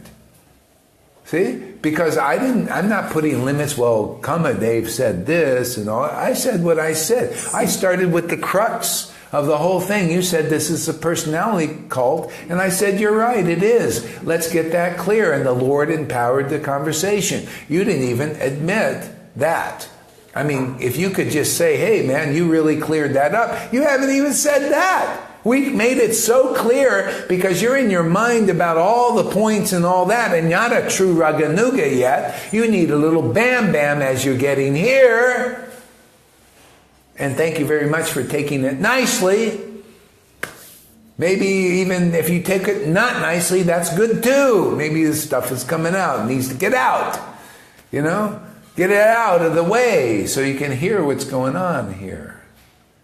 We addressed that main point. Is this a personality cult? And I said, yes, it's a spiritual personality cult because that's what we do here. That's what Prabhupada taught. The personality of Godhead that's different from a material personality. You know, at least say that, like, yeah, thank you very much. Hey, I thought that, and we all think that this is an amazing discussion. I thank you, Lord. I just relish that, and you haven't yet because you're in your mind thinking, is he addressing my mental points? You got to learn how to roll with Raganuga. Well, you can learn that here when you get through the point. You can say, Uncle, and let me just listen. And, you know, and I'm emptied out of all this mental stuff. And I really trust this. Anyway, we're working on it, you know. May take a year or two, who knows, or 20 years. I don't know. Maybe you'll make it or maybe not. I don't know, you know. I just keep talking. We keep enjoying. We're just doing our devotional service here. People take it as they take it. They're in their process, man. We're a part of it too, actually. We're part of everybody's process. We're connected, man. Some a little more distant than others, you know. Thanks to the drink lady over there. Haribo! Haribo! What are we going to do without this drink lady, man? I'm going to have to get Balaram. He's going to be the drink maker. Have to learn how to make it. And he's only here for a while too, and then we got to get Govinda, because Dasarath, he's just a lazy guy like me. He just wants to just kick back and think about Krishna, right? That's right. And he doesn't feel, don't you feel guilty? No. He just wants to give us reports every day. Oh my God, this guy is something else, man. Yeah. Very good. Yeah. See, she admits that Dasarath has a special service. Oh, tears streaming. That's what I like to hear. Let's see where tears are streaming here. I bet that's Arjai. Yeah, Arjai. I knew it must have been him. See, tears streaming, so thankful for the association. You do not experience these vibration anywhere else. See, that's intelligence. Because it's true. You don't experience Raganu, this kind of stuff anywhere, man. This is so amazing. I mean, that's what puts a smile on my face. You know why I smile all the time? Because I talk about things that are pleasing to God. How do I know? Because it makes me happy in the heart. You know? That's how we know. You know, if you're really intimate with the Lord, you start to notice this, right? You make the Lord happy and you're happy. That's Vrindavan, man. That's how we roll here. That's what we teach here. You want to learn how to make the Lord happy? Come here, man. We'll teach you. Because that's what we do. That's, you know, you got to be it. You got to actually make the Lord happy to teach it. See? That's Raganuga. Spontaneous devotion. It's only a very small change as well. Small what? Small change in attitude. Yeah. Very small change. Yeah, you know, the change is basically from the material to the spiritual. You make that transference. See? Because people they're trying to make themselves happy. What is the self? Is the body. Oh, let me have my tongue taste ice cream. I'm so happy. That's superficial. What? He likes that. He said he smiles at Krishna wants some ice cream. Oh yeah, Krishna. At that point, Krishna likes everything you do. Oh, you want ice cream, Dasarath? Yeah. Oh, no problem. I'll enjoy that with you. Right. I'll put a smile on your face too, because I just like that you like me now. In that case, you I'll listen to my. This away. No, no, you can't do that. You'll get the ire. Krishna will not like that.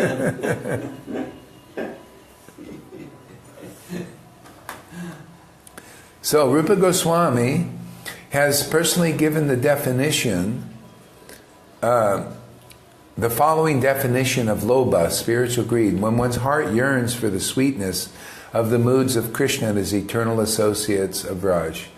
Devotees are always, if you're a real Raganuga on the advanced platform, you just naturally want that. You know, just, I want to taste I just want to feel you, Krishna. I'm just worshiping you for happiness, spiritual happiness. Because, you know, when Krishna comes close, then you feel the spiritual happiness and you become addicted. That's true. You know? That is true. If you're asking me, it is true. If you're asking me, it is true. Confirmation. Good. Confirmation. Yeah. Addictive. Addictive. Moorish. Moorish. Sublime. Sublime. I'm saying this without thinking about it. Yeah. Coming out of the back of my head.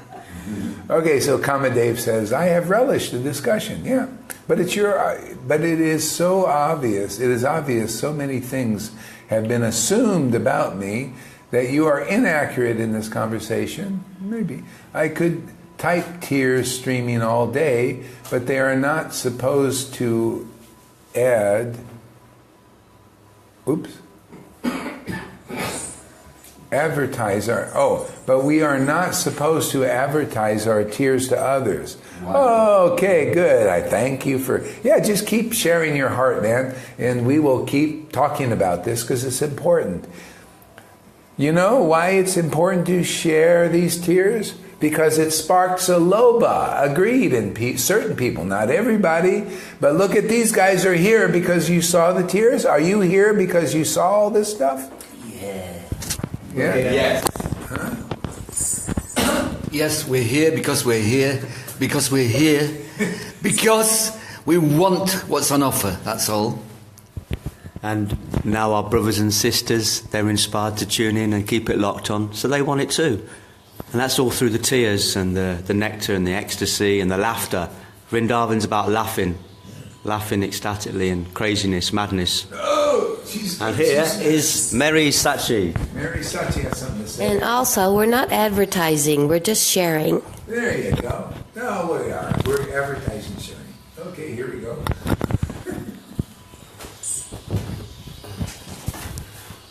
Turkish delight, John. Why don't you want to see the tears? Take away I mean, tears, cry. if any one of my friends or girlfriend or wife or husband, whatever, if you had someone and they would cry tears of love for you, you'd be blissed out. Wow, this person just loves me so much that they're crying out of happiness, not crying sadness. It'd knock you off your feet, right? So, okay, this is exactly what I experienced when I saw devotees, when I saw Gaurahari, and as I said, mentioned before, one or two before. These tears of the soul were so attractive to me. Tears for Krishna were so attractive. I didn't really know what, because nobody focuses on it. Nobody told me to tune into it. I just saw it a couple times and I remember clearly. So attractive. And I wanted, I guess kind of wanted more, but nobody said anything about it. Nobody was talking about it, so it kind of just got buried amongst all the other Vaidhi rules and listening to normal classes without tears, blah, blah, blah. But when I saw these tears, again, I was attracted, and remember this, following the tears must be conclusive truths. Clear, conclusive truths are the result of these tears, and if you don't see or hear conclusive truths, I wouldn't believe those tears. You could say that, and this is what I saw here when I was watching Gaurahari from Turkey. I was seeing the tears, I was seeing the laughing, I was seeing the, what's that? Yeah, the shakes. The shakes, right? The sort of, and I could feel actually even there that sort of Krishna was poking him from inside, kind of thing. He was, love or and I only could sit there and think, wow, how does that feel? Yeah, can I have it? Would be great. I've always wanted to experience real love, but never ever saw it, never experienced it. I knew it was out there, I knew it was there, but never ever saw it. And this time I did see it, and I understood I saw it, and that was attractive. And I came here now, face to face here, and I'm seeing these wonderful devotees with tears in their eyes also. And I got the tear coming up to here also. That's been more than great for me. I want more, but it's more than, if that's all I get from this trip, I'll still be content, but I definitely want more. So, why don't you want to see the tears? And if I have tears, I want to show them, other devotees, hey guys, this is a real thing, look, it's real. I said that to my friend yesterday, it's real. So I don't get this hiding stuff. Actually, I don't even get where they came from. In our philosophy, if it's there, like to hide the tears or not cry in front of the deity. I don't get it, it doesn't seem to make sense, but there must be some explanation.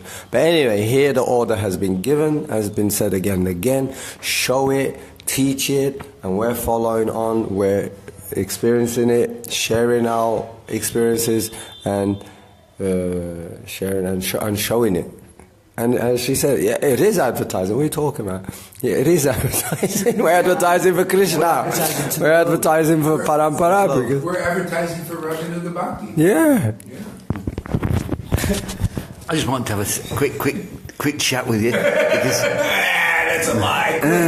Long-winded thing. No, it won't. And a song in there. You know, I've got these tears and shaking and everything. My voice when this morning down the Monday. See, a deeper level today. And I wasn't bothered about it. Not at all bothered about it. It was great. And you know, these showing tears in front of the deities. I don't even know where it comes from. When I was a Pujari in Coventry many years ago, they told me that I hadn't got to cry in front of the deities, I hadn't got to do certain things in front of the deities. I haven't got to pick the deities up, I haven't got to do anything like this. So I drew the curtains and did it all. You know? I just did it all. And I thought, I'm going to get a reaction now. But I didn't. I just loved them more and more. So I continued doing it. I used to come in and scold them. You know, I used to make the milk at night. Sometimes it curdled because it was old milk. I used to take it in and say, there you are! You've done it, you drink it! You know, and things like that. And resentful, yeah, they liked it because I was telling them off and nobody else told them off. You know, it's very good. So if you just do what you want, don't bother with the rules, because the rules are for the rules are for neophytes. Do you want to be a neophyte for the rest of your life, or do you want to be something superb? If you go for a job, you know, be Superman. Yeah, be Superman. If you go for a job and you want to excel in it, do you follow rules and regulations? Do you? No, you don't. You do what you should do normally, and you do something a little bit extra from this to make yourself invaluable to the company. So if you want to make yourself invaluable to this company, just do a little bit extra for Krishna. But this extra is not the same as doing for a work, because you're doing something for money. But for Krishna, you're doing it for love. And if you're doing extra love for Krishna, when you get back, you get more love yourself. You get more love all the time. More love, more love, more love, more love. That's all that happens. And if you like love, you know, and you're a human being, so you must like love. You must like love. Everybody likes love. You'll do it more and more. And the more you do it, the more love you get. And that's just it. So thank you very much. Hare Krishna. So Kamadev again, he's very hot on this topic. Because of the setting for an example, I have cried many times in ecstasy. Right? But we are supposed to keep that private as much as possible. Yeah, you know, it could be like that. But, you know, I've had people go against my preaching. Not saying you are, because you're like with us in many ways. But this is it depends, you know, like Prabhupada. Yeah. Because it wasn't time yet. You know, but now it's time, because I got the order from Prabhupada. That's what he felt in his heart. I told him I got the order in his heart, because see, who's in his heart? Krishna, the Lobha, woke up. Prabhupada told me to express this stuff. And it's not like it's not in our Shastras. What do you think? Lord Chaitanya started, you know, at the beginning of the Sankirtan movement, right there in chapter, Madhya Lila, chapter 1 and 2. The Lord expresses himself. That's the title of the chapter. The beginning of the Sankirtan movement says the title, listen everybody, the title of those two chapters is this. The Lord begins to express himself and begin the Sankirtan movement. What was that? Well, what that was, taking those devotees in his room and saying, when I saw Krishna, when I saw, he said Krishna, and then tears came to his eyes. And he was talking about Krishna, tears and crying and all this, and everybody saw that. How fortunate we are seeing that, and they got the same moods. That's Raganuga Bhakti, being taught. Now you could do that like he did with a few disciples, and then later on, it was many disciples. It became the whole world. Went back to Godhead, because he showed in South India, he showed it, his program. You know, this goes, you're saying that, okay, I say you're outdated, man. You need an upgrade in your program. That was what Prabhupada taught, because he began Vaidhi Bhakti to get the foundation. I'm saying you're living in the past. Like many gurus that don't even have Raganuga, they haven't taught this. Oh, you shouldn't show it. I had people leave here to go to those gurus, and now they are feeling cut off from God because I connected them and they're in Guru Aparad. They actually got love of God and became ungrateful going to these people and this teaching. Oh, Gaurahari is not bona fide. That's why they're not here. They believe that, and they are feeling cut off from God. Literally, why am I going crazy? Because it was crazy to leave a bona fide guru who connected you with prema bhakti and devotion. That's crazy. And people do that. People left Prabhupada. Sometimes. See? So the Lord, listen, this is time to be released. Listen, everybody, carefully to this. This is all in the Shastras. Lord Chaitanya, he did not distribute this in Navadvip because they were against it. They were against the tears. So Kamadev, get off this somehow, because if you're against the tears, because they saying the same thing, you should not express this, only in your temple room. And they got very angry about this expressing in public. He couldn't do it there. He went to South India, and his program was this. Right there, read it in the book, man. Tour of South India. His program was laughing and crying in public before strangers. Bravo!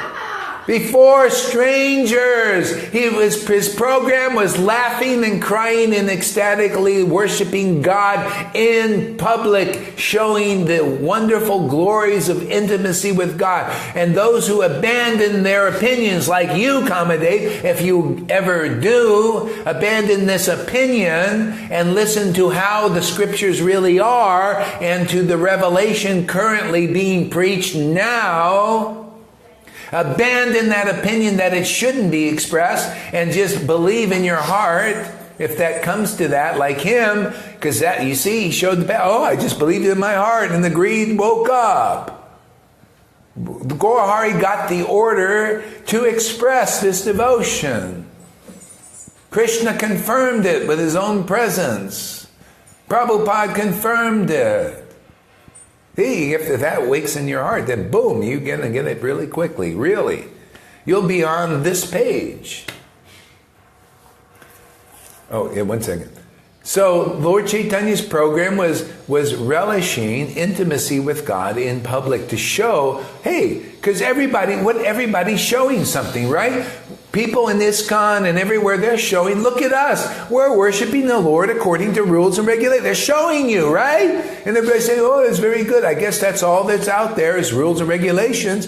Yeah, that's the way it is. It's always going to be that way. And Gaurahari comes along and says, hey, man, what do you think of this, guys? I got this order from Prabhupada to show this, because I didn't show it for 17 years. I was in ecstatically worshiping the Lord before that. And the Lord Prabhupada said, this has my approval. You do it public and I do it. And now people are saying, hey, I came here, I did say, Lord Chaitanya said, he said, I admit it. I went to Varanasi and I came to display my emotional wares. He said he was laughing and crying, and these sannyasis were saying, why is he doing that? He's a center, he's a sahaji, he's everything people say here. But he kept doing it, cheapened the price as we do here. Make it so clear that even a Vaidhi Bhakta said, you know, I read Prabhupada's books and it's actually everything that he says is actually in there. You know, the Lord just downloads, tell them this, use that Bhagavatam, use that Chaitanya Leela verse. You know, you got the arrows, man. I just keep firing them like a machine gun. There you go! You like this preaching there, Dasman? Look at that face, man. He's in bliss, man. No wonder he stumbles out of here every day, man. Ooh, my legs are like rubber, man. Even Sachi Devi is impressed. Look at that face, man, over there. She's smiling today. She likes this preaching, man. Yeah, it's intense. Can you imagine being in the same room with this preaching, man? You wake up, man. Even Sachi is usually like that. See? There it goes. Prabhupada did not want it. Come on, you're in the past, man. You're in, well, you know, get an upgrade. Come on, get the up. Prabhupada gave the upgrade, man. He himself. If anybody believes what I say, you'll be like, hey, you want to be like you, or you want to be like that guy over there who believed that Prabhupada gave the order to release Raganuga Bhakti publicly, just like it was released 500 years ago, like Lord Chaitanya did right there in public. He was laughing and crying in ecstasy and everything, displaying it publicly in Varanasi in South India. It is time for the distribution of Prema Bhakti. Yeah! Woo! We're almost ready for a song here. We need a roar here. Ready? Roar!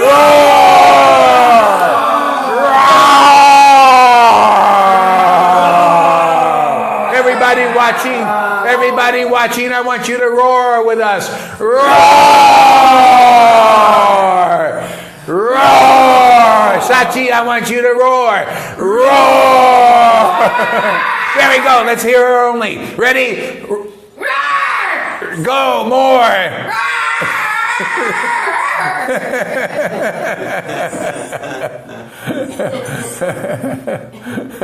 Okay, go ahead there.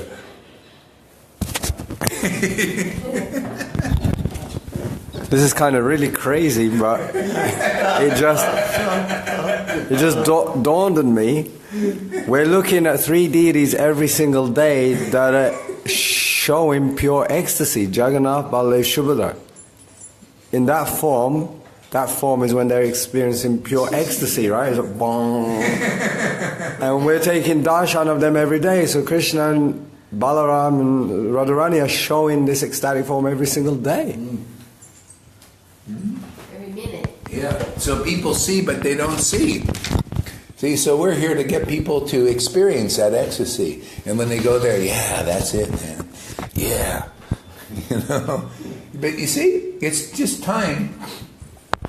Get out of the old program. The Prabhupada preached. You got to understand things in perspective. Prabhupada preached 50 years ago rightly because it wasn't time. People don't know about Krishna. You know, they have no foundation. They're all on drugs, man.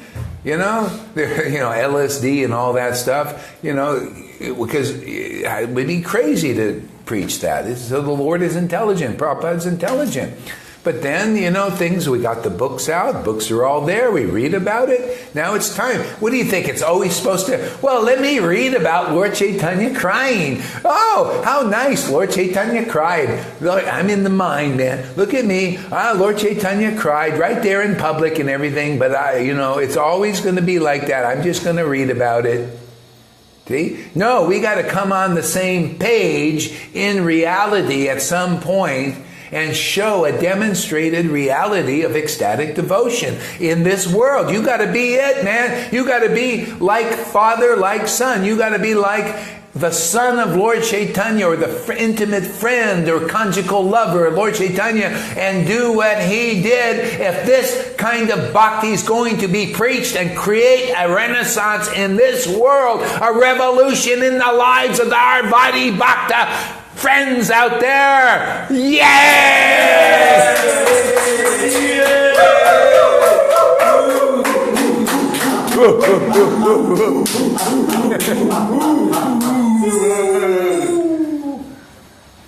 Prabhupada wants what we teach because he gave the order, but he doesn't want what you want because you're in the past, man. Prabhupada didn't come to you and say that. You're reading what he wrote in his book 50 years ago. Prabhupada came to me in 1996 and said, teach ecstatic devotion to the world. And we do that and love it. Haribo! Haribo! Haribo! So there. See, we got our spiritual oats today, man. We're in the front of the mirror, man, flexing this spiritual muscle because the Lord is doing all this here through this Das, man. You know, showing, hey, man, the Lord wants this, and whoever's inspired by this preaching, come on board, man. We're going back to Goloka. No, we're in Goloka Vrindavan. We are having the party that people can't even dream about. It is, you know.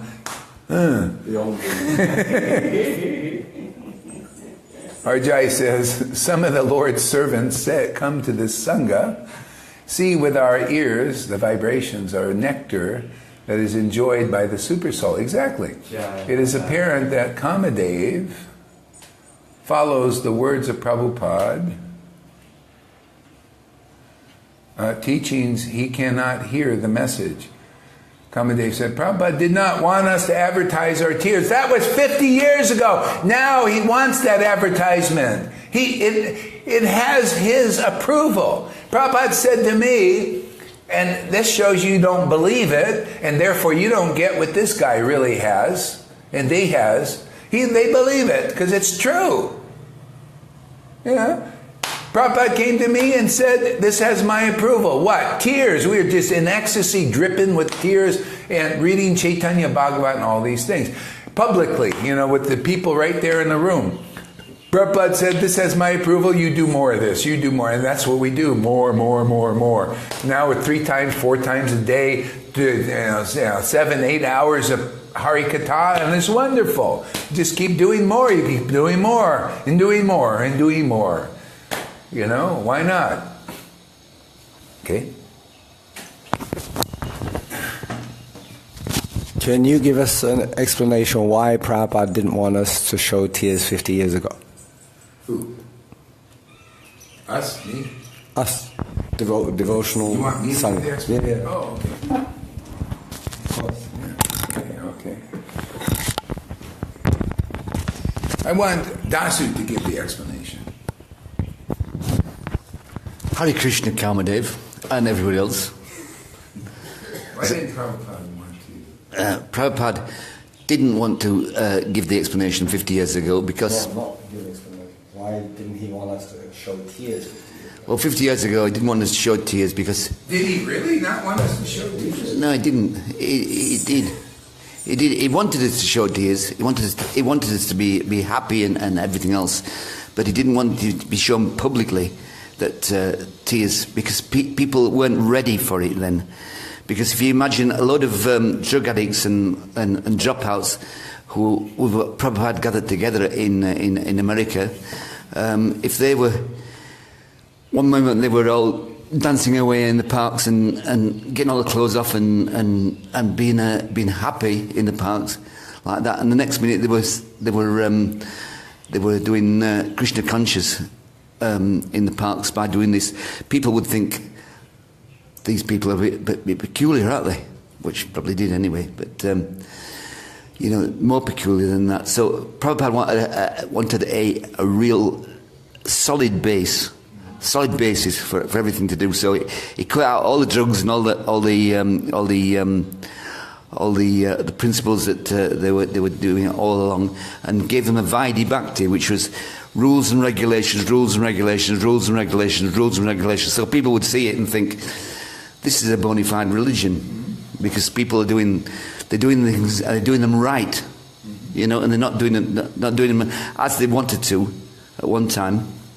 But now we got 50 years on, people can see that if if you continue doing Vaidhi Bhakti, you eventually become unimpressed with it, unimpressed with Vaidhi Bhakti, doing rules and regulations and bowing down to people and everything else and doing whatever you want. It says in one of the Shastras that if you did all the rules and regulations that there are, you'd never get out of bed in the morning for doing them, you know. So I'd rather get out of bed in the morning. I'd rather get out of the bed and have a normal day. By normal day, I mean worshipping Krishna and doing everything that way. And then I get the pleasure from it. So that's why Prabhupada didn't want them to show tears and things in the first place. But now, of course, he does. And in 1996. He came to Gaurahari Das and said, "This has my approval." You know? Yes! And Gaurahari Das has never ever told me a lie. As I consider it, he's never ever told me a lie. Anything he says is checkable. And it's checkable in the scriptures. You know, because Prabhupada said it as well, that Raganuga Bhakti is something good. If you read into the scriptures, if you read deep, it says that if you dive in deep, you get the real tale of it. Actually, I did tell you a lie. He did tell me a lie. See? You know what the lie is? What's the lie? I told you that Krishna would set you free. Now he made you his slave. That's right. Yeah, he did tell me a lie. But the lie is that Krishna has made me a slave, which I'm very happy about. You know? I'm more than happy about. I'm really happy to be Krishna's slave. So I'm not happy to be your slave, but I'm happy to be Krishna's slave. Explode. He's next. I'm next. Yes, just before, wait. That's my question. Well, then you'll get an answer, and I'm next. Be more assertive there. Don't get wimpy. And Prabhupada didn't want us to show tears because Look at that. She's overstepping the rules. Prabhupada didn't want us to show. She touched him. I'm still touching you. So Prabhupada didn't want us to show tears because he was trying to get a movement together. He was trying to pull all the people, something new, and pull everybody together. And if we started showing tears, it would probably bring up a lot of envy and jealousy, just like it's doing now, and it would pull everybody apart. So there. Yeah, but we have control of the mind. Go ahead. Because my speculative mind has this in its mind a little bit. Prabhupada wanted to stamp out any idea of deviancy or sahajism. Like people could just come and start crying and devotees, he's got the tears, let's follow him, like the instruction from him. So he just said, maybe, if he did say that actually, that's... Yeah. Okay, yeah, and that's a good point. Let's address that. You see, we're going to address everybody's point here. This is fun. Isn't this fun? Yeah, this is fun, man. We like discussion, conclusiveness. And see, but now, let's see how logical Prabhupada, he just gave me this revelation. Prabhupada said, tell him this. He says, I'm not an imbecile. I'm not stupid. I'm not unprogressive. I'm a progressive personality, man. And I see... It was time when real bhakti can be confirmed by the scripture. When Gaurahari Das is going to talk, he's going to use my books. Isn't that right? Thank you, Prabhupada, for giving me that. Isn't that logical? Look at this. Gaurahari is not only expressing tears, he's pulling out all the verses and everything in my books, and even in Chaitanya Bhagavat, in the Goswami books, all the books. You know, that glorify ecstatic devotion and showing the glories of it. Not only, showing it, and inspiring people to get the loba. Some, because some don't get it. Look at Bozo. If this Raganuga is better off, Oh, if this is Raganuga, I'd be better off in a mental asylum. You are in a mental asylum. You are there. I'm sorry, but that's the truth. You're in the asylum of the world. Because you know what? When a neophyte like you, Bozo, I'm just doing this for your benefit, you know? Believe it or not, I don't mean anything. Just keep you listening, you know, just to teach bhakti. Thank you very much. You give some good stuff. Good fuel for our preaching. Thank you. You're going to be liberated just for that. So, yes, you know, Prabhupada was asked by a neophyte like you, what is going on in Vrindavan? And Prabhupada said, oh, if I tell them, then they will say it's crazy. And he said, oh, just a lot of nonsense. That nonsense is what you're seeing here. Very playful, loving, you know, relaxed. Because we can be relaxed, man. We got the Supreme Lord in our hearts awakened. And we like to play, like Vrindavan. And otherwise, and you don't like it, then you remain in the mental asylum. Yeah, so that's the truth, what you're saying.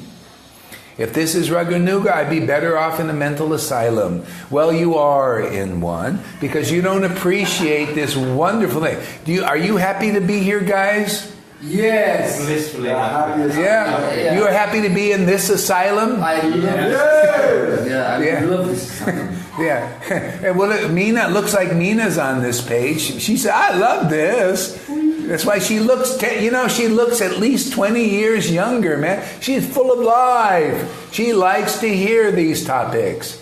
And look at Arjai. Does he like being in this asylum? Oh, this is hair standing. He is enjoying immensely. See, he knows the Lord loves this. Feeling greedy. Yeah. Loba. I like this.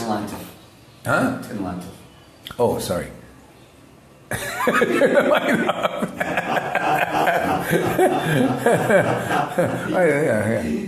Oh yeah, here. You should go over here anyway. All right, and okay. So how come Prabhupada didn't make a show of tears? Because 50 years ago, God, I guess nobody hears us very well. Okay, do we have to scream it or something? Oh, I know. You weren't here. Sorry about that. Okay, so why didn't he show? Well, it's good to repeat this stuff again and again. So Prabhupada didn't show because people didn't know. First of all, the books, needed to come out. People have to read his books. See, to find genuine bhakti, because there are a lot of cheaters out there.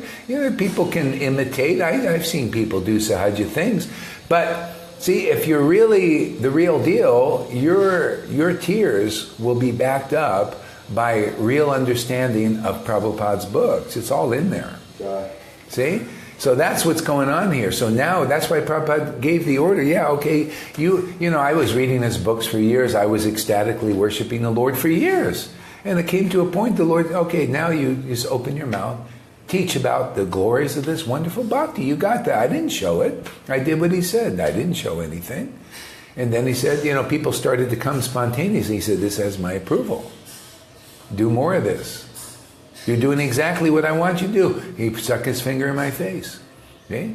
So now we're showing and telling. We're showing, you see, this is real ecstatic devotion. And you see, here it's confirmed in the scriptures. So you're going to always hear that. And it's not like you have to be a rocket science. These people who don't have the experience of real devotion, they're talking away too. But all unrealized, undigested knowledge. It's all like, you heard this conversation, this guy says, oh, you should be spiritual greedy and everything. But he's not here. He's not spiritual greedy. He's just a talker, man. Professor of bhakti, but doesn't know what bhakti is. Otherwise he'd be here. He didn't even listen to me. I couldn't get a word in edgewise. That's going on here. In so-called Raganuga bhaktis, they all show that what they are by not being really Raganugas. They're not really greedy to be here. Aren't you greedy to be here? So greedy. Yeah. Huh? More greedy. See? Proof is in the pudding. So greedy, we're not going to Mangalati. Coming here instead. Yeah, because this is Mangalarti. Hey, and they say, a person that's Vaidhi, maybe Kamadev and Bozo out there thinking, you see, that is Maya. No, that's called Raganuga Bhakti. Oh, thank you. Let's talk about that. How that's bona fide, more bona fide than going to Mangalarti.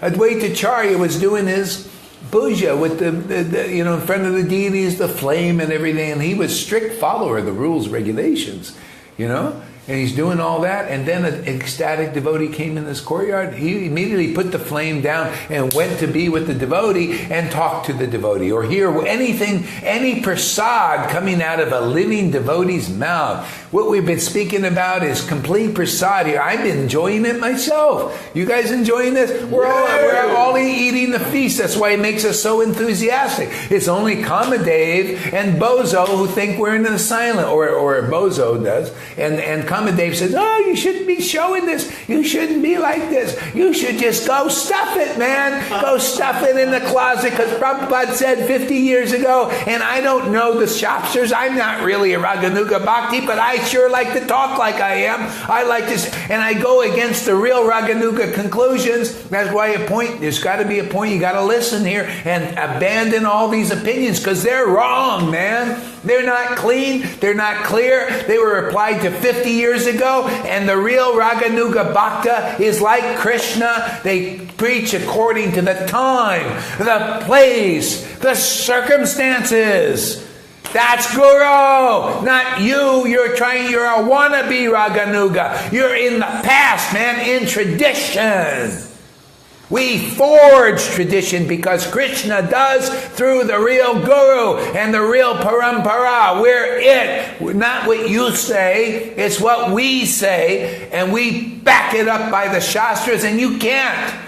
You back it up by preaching of 50 years ago. Prabhupada said this. It's like the Christians now who haven't got the Holy Spirit. They say, well, Paul said this, and Paul said that, and Paul said this. And they don't know how the Lord works dynamically in the time, the place, and the circumstance. This is the message now. Those who listen to this and are inspired by it, I can't force you to be, but whoever is like that guy here, oh, touch my heart, they come and get this. They're the first fruits.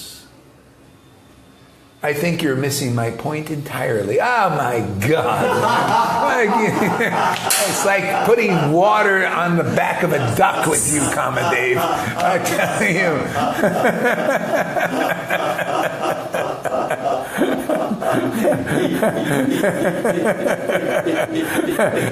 And you know what I say to that? I think you're missing my points. Many of them. So that's just how it is, man. We just keep preaching. You just keep hearing. I'm sure somebody out there is hearing my points. You know?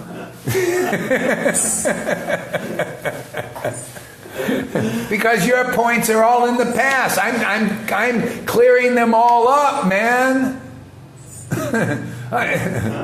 You hear but don't hear. You got ears, and you're Raganuga? Come on, man. You're one of those that hear but don't hear. You ain't Raganuga yet. Well, make your Raganuga. You keep coming here. Hopefully, the Loba, the real Loba, will awaken, but may not necessarily. Kamadev is watching. Good. Matilda's here. All right. Hare Krishna, Matilda. I need some backup. Matilda, I need backup here. Come on, man. Come and you laugh out loud. I'm glad you take it as a good spirit here. You know. You're actually good for our preaching, because we can clear these things up. Thank you very much for putting that out. Hey, this is a personality cult. Well, we cleared that one up for those who want it clear. You know, oh, Prabhupada said don't express emotion. Well, we cleared that one up for those who are ready to hear. Just woke up. Yeah, you're saying more than you're saying a mouthful there. Good. I'm glad you're enjoying this. We're all enjoying this. Yeah. It's time for a song. Are you ready, guys? Whoa! Let's get into the asylum here. We're ready to go crazy for Krishna. Yes, Bozo, are you ready for a song? Yes, welcome to this wonderful asylum. That's amazing. Are you ready, Sachi, to dance? I'm ready, but let's just leave the pile there. Leave the pile there. Don't touch her pile there. Okay, we're ready. Look at they're already starting. Get out there and start dancing. He's already dancing, man. All right, let's get this going here. I think this may be a Sankirtan day. What do you think, guys? Yes, dude. Okay.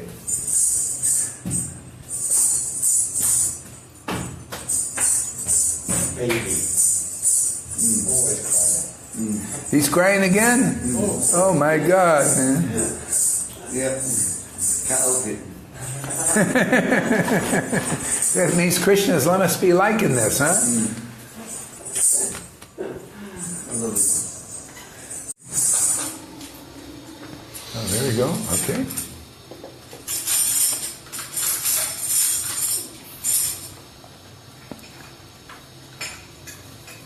Uh-huh.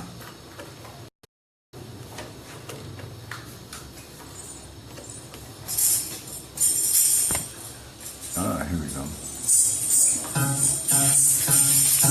Hare Krishna, everybody. Hare Krishna. This is our theme song. Hare Krishna, Hare Krishna, Krishna Krishna, Hare Hare. Keep an eye on this camera just a little bit. Back and forth. Hare Krishna, Hare Krishna. Whoa, Krishna.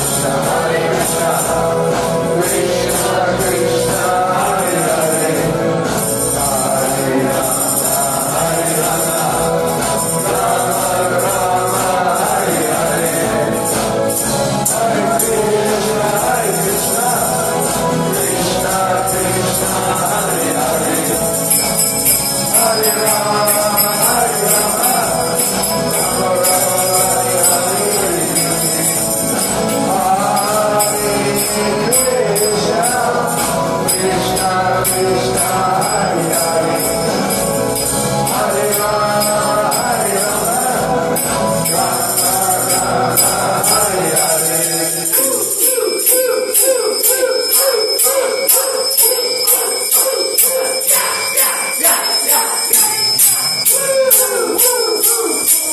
stay up here. We're just getting going here, man. Woo!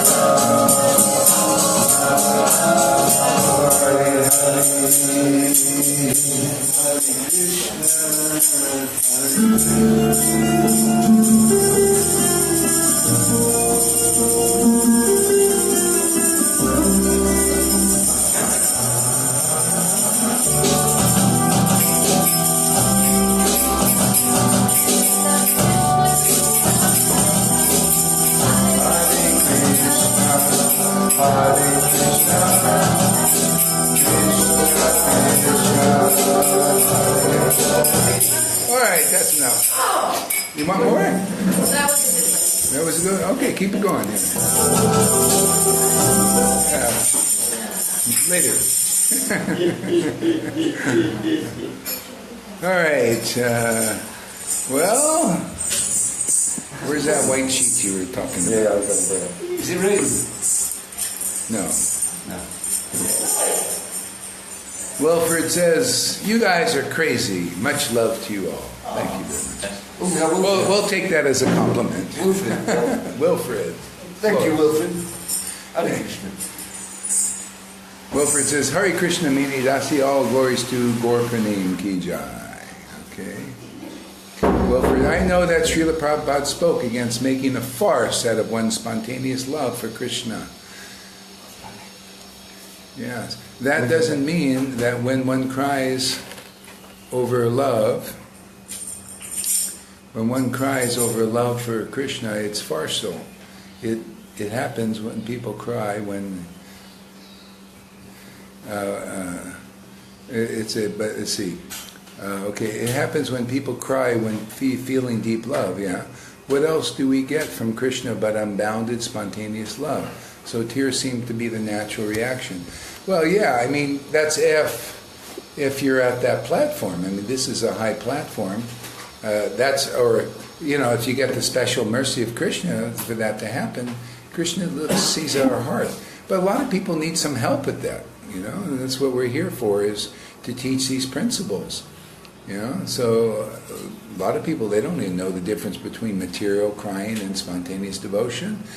And it's not that material crying is bad either. That has to come out of one's heart if it's there, Yeah, it's working better. Yeah.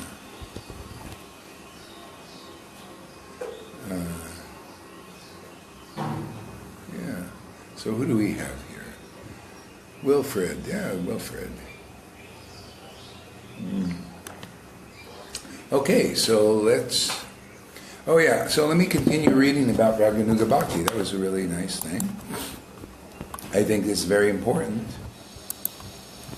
So Srila Garupa Goswami has given the following definition of lobha, sacred greed. When the heart yearns for the sweetness of the moods of Krishna and his eternal associates in Vraj, and one is not prompted by scriptural injunctions or logical arguments. Okay? See, a lot of people, they go against our preaching here, our expression, self-expression they say, well, it says in the scriptures that you're supposed to go through all these rules and regulations and reach to the point of prema bhakti, which may take many, many lifetimes to do that. See, they're looking by scriptural injunctions. See? So that's why a lot of people that are worshiping according to scriptural injunctions, are not appreciating this, because lobha doesn't, it's like a lot of times people go against our preaching because of that, scriptural injunctions. See? Because I've never been worshiping the Lord because of scriptural injunctions, except, because it gives me happiness. From the very day I came to Krishna consciousness, it was only crying that attracted me to Krishna. When I chanted his name, I cried, and I just wanted more of that, just like you guys now, right? See? That's the only reason I came. I don't know about you guys. A lot of people think, wow, look at all these rules, man. My God, I'm inspired. Well, that wasn't me. And I'm just basically preaching what, how it was for me. I was on the same page with Radharani. She says, I don't know those rules or regulations by the Creator. I just worship Krishna for happiness. I can relate to that. Can you? Yes. Yeah? Huh? Related? Yeah, totally. Because you are prompted by lobha, spiritual greed. See? A lot of people, they say, well, where does that say in Shastras? And I have to go through this whole song and dance, to convince people by Prabhupada's books that we're doing is right. Or even by Vishwanath Chakravarti, Raghvartma Chandrakya. That we're in alignment with these things. As crazy as it looks, because that's Vrindavan, man. It is crazy, ecstatic. It's fun, man. It's you dancing and having a good time. People think, that's crazy. Yeah, well, actually that's reality. And then we use the books, Prabhupada's books, to back up everything we say. I mean, that's pretty amazing in itself. We can have an ecstatic, crazy time, and then it's like Paul preached. He says sometimes we're out of our mind for God, and that's also for people to see this devotion, and sometimes we're in our right mind for you. That's all the scriptures that actually prove our point of that we're not so crazy as people think. We're actually smart. That's why we all got smartphones. You got a smartphone? I've got a smartphone. You got a smartphone? You got a smartphone? Sachi, even Sachi has a smartphone. Even Sachi. Yeah. It existed for a long time. Everybody but Meena. I don't think she got a smartphone yet. But she's smart. I don't know. Somehow she gets a computer working right. Yeah. But I'd like to call the devotees too and have personal conversations with them. Hey man, you want to be personal? You want to understand this thing? Get a smartphone, because it's practical, man. We preach like Prabhupada preached. He loved technology. I can be in your living room personally and talking to you personally. That is important in Krishna consciousness. You, Matilda, you get your smartphone working properly so I can talk to you. Look at this thing that you fell into because I can't talk to you, or other reasons too. But you see, personality, personal dealings. We can do that with smartphones. So get one, everybody out there. Oh, I don't know how to use it. I'm afraid of radiation. Well, get off that, man. This opportunity here to make it all the way to the end is present now, and we're working with whatever technology will work to facilitate Krishna consciousness. Now that's intelligence. I don't care how crazy this looks to you, but we are intelligent here because we can switch gears, and you won't see an intelligent and a logic better than what you see here. I even acknowledge it myself. I have to say, my God, man, whatever you're given here, Lord, is good. Is it very good? It's very good. What? It's better than that. It's better than that. Transcendental. Good. Transcendental. It is very good here. It's transcendentally good. Wilfred says, oh, we're back to that thing. Let's see. Anything else out there? Wilfred says, Hare Krishna Meena Devi. Okay, we got that. Okay. All right. Oops. So, if one thinks, let such greed arise in me also, after hearing about the moods, such as transcendental conjugal mood towards Krishna, or his associates, the gopis of Raj, then one need not wait for suitable sanctions from the revealed scriptures or logical arguments. So let's read that again. If one thinks, let such greed arise in me also. Isn't that what you thought, my friend? Out there, my friends who got in this thing? Have you said, let me experience this too? Of course. You see? That's called Raganuga Bhakti. Now that's the qualification, is only let that greed. See, you don't even have the greed necessarily. You know, they said, let it arise in me. See, you just have to want to be with devotees, because, you know, that is the whole secret of Bhakti Yoga, guys out there. You know, Bhakti Yoga is the devotee is the way. They're the truth. They're the life of Bhakti. That's it, man. Just to be in the same room with the devotees, even on camera, and to like what they say and preach and get inspired by that. The sacred greed arises. Wow, when I talk about my Gurudev, I feel happy. That's Raganuga Bhakti. When I talk about Krishna, that blossoms, and when I talk about Krishna, I'm happy. I love speaking about Krishna. I love glorifying the truth. That's bhakti growing into a strong tree of devotion. You want that there, my friend? Yes. Yes? Is that? Yes. You see? So can you relate to that verse? Let such greed arise in me? Yes. See, they already got it, but you want it? Yes. See? That's why he's in the process too. He inspires people because he's right in there. People, Connor says, I can totally relate to him because I'm kind of like at that stage too. It's very important. You're teaching bhakti, man. Isn't that inspiring? The Lord is teaching. Yeah, but you got to give the credit to the devotee too, Wilfred says, yes! Oh, good. Now, yeah, right, man. That's good. That's a good sign. Good sign there. So Wilfred says, Prabhu, I hope you don't take any offense. I love what you guys are doing. Great, thank you, man. Hey, we got soul out here, man. We're soul brothers. Man, soul. That's why we got soul, man. He's a black dude, and I love this soul thing, They have this, in the gospel singers, they got soul. What is that soul, man? You got to have soul. Yeah. See, soul is from the soul. See, when you're glorifying God from the soul, it makes you dance and really wonderful. I always loved that in the gospel singing, man. It's like from the heart. It's not choreographed. They just coming around, jumping around and all this, and from their heart, man, going, then these guys got the Spirit of God. Blues Brothers. The Blues Brothers, man, they're on a mission for God. Do some backflips there, my friend. Yep.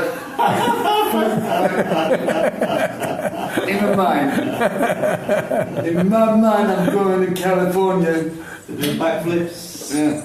I got to get that from the YouTube where he says, we're on a mission for God. And then the guy, big fat guy, does all these backflips. Boop, boop, boop, boop, boop. Wow. Proof he's empowered. If he can't do backflips, I can't, We won't use that as proof, actually. They'll break our backs, man. Yeah. See? So if one thinks, let such greed arise in me also, after hearing about the moods of such transcendental conjugal mood towards Krishna's gopis in Vraj. Now, you know how we do that? We speak about Lord Chaitanya, because they're the covered Vraja devotees in there. They have all the devotees from Vraj there. And so they're our link. See, by attraction to Lord Chaitanya, his qualities, his devotees, and their teachings and all of that, we enter Vrindavan that way. That's the door. See, when Advaitacharya was ready to disappear, he told all his devotees and followers, he said, now preach about the glories and the qualities of Lord Chaitanya and the teachings. See? So we do that. Because they're the entrance, they're the teaching how to enter Vrindavan. Okay? That's why we spend a lot of time there. See, it's the same kind of thing. And we need that bridge. They're like a bridge to Vrindavan. Then one need not wait for suitable sanctions of the revealed scripture-logical arguments. So you know what that means? Translate practically. Anybody who becomes attracted to what we're preaching here, regardless if you followed 1,000,000 rules of the Vedas and strictly and chanted 1 lakh and all that, regardless of if you did that, or that you just did nothing and you come here and listen and you say, yeah, let me greet, or I like, boy, that looks so wonderful, worshiping like that.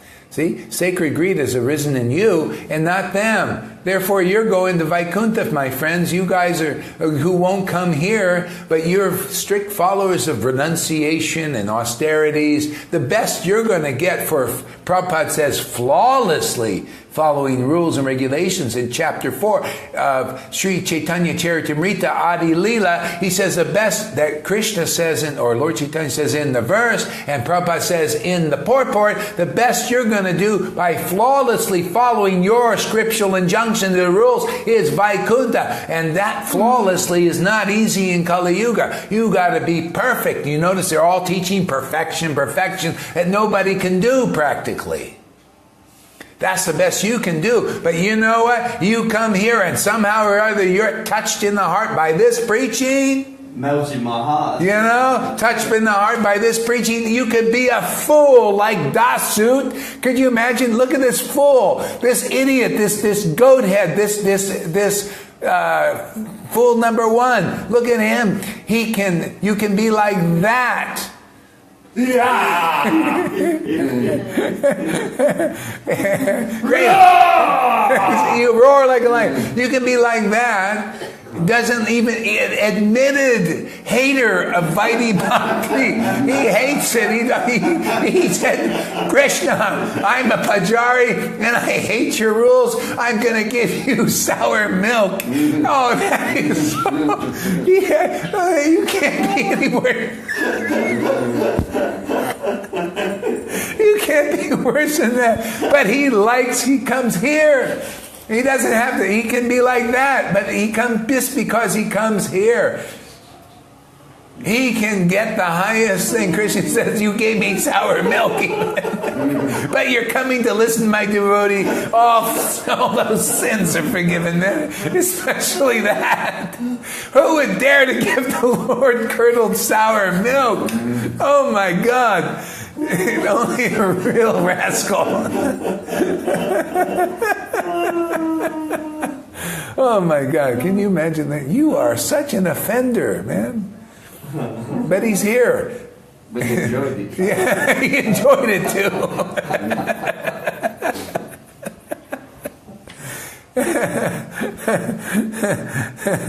That's all right. Narada Muni Krishna did the same thing. This is just payback for Krishna.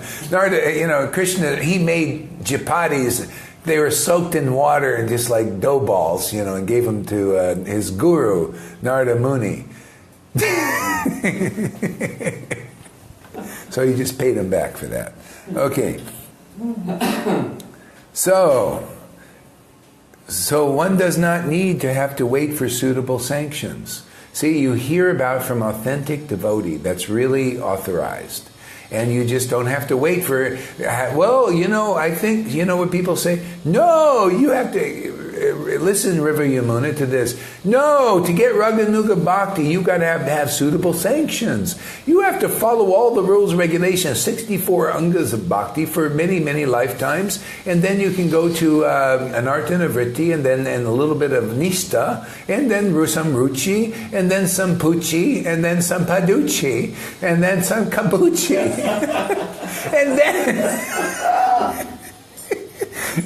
then you can do Raganuga. But if your heart is touched by a true Raganuga devotee, and you just say, forget about Kabuchi, Tabuchi, Sabuchi, and all that stuff that puts you in the caboose of the train, I just want this. Okay, that's true Loba.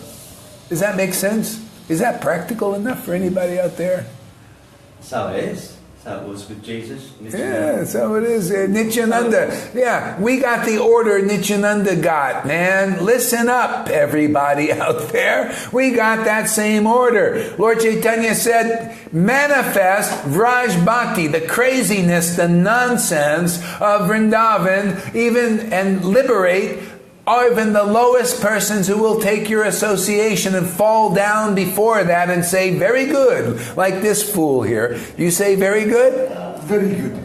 Is this very good? Very good. Yeah, just like that. Even though he didn't he hated the rules, admitted hater of rules and regulations, he says very good here. And Lord Chaitanya gave the order Nityananda. For those guys like that, even on the outcasts, they can't even follow the rules and they hate rules. They want to be hedonists. Well, give them bhakti. Well, Prabhupada, Lord Chaitanya, all the way back through the disciplinar succession, came to this fool, Gaurahari Das, who is lapping up this bhakti from day one, and finally got to a point where he said, okay, distribute this publicly. There is no excuse for nobody not to get liberated. They had my books for 50 years. If they haven't read it, followed my order of reading 2 hours a day, well, heck with them. Let them follow Vaidhi for another 50 years until they figure it out.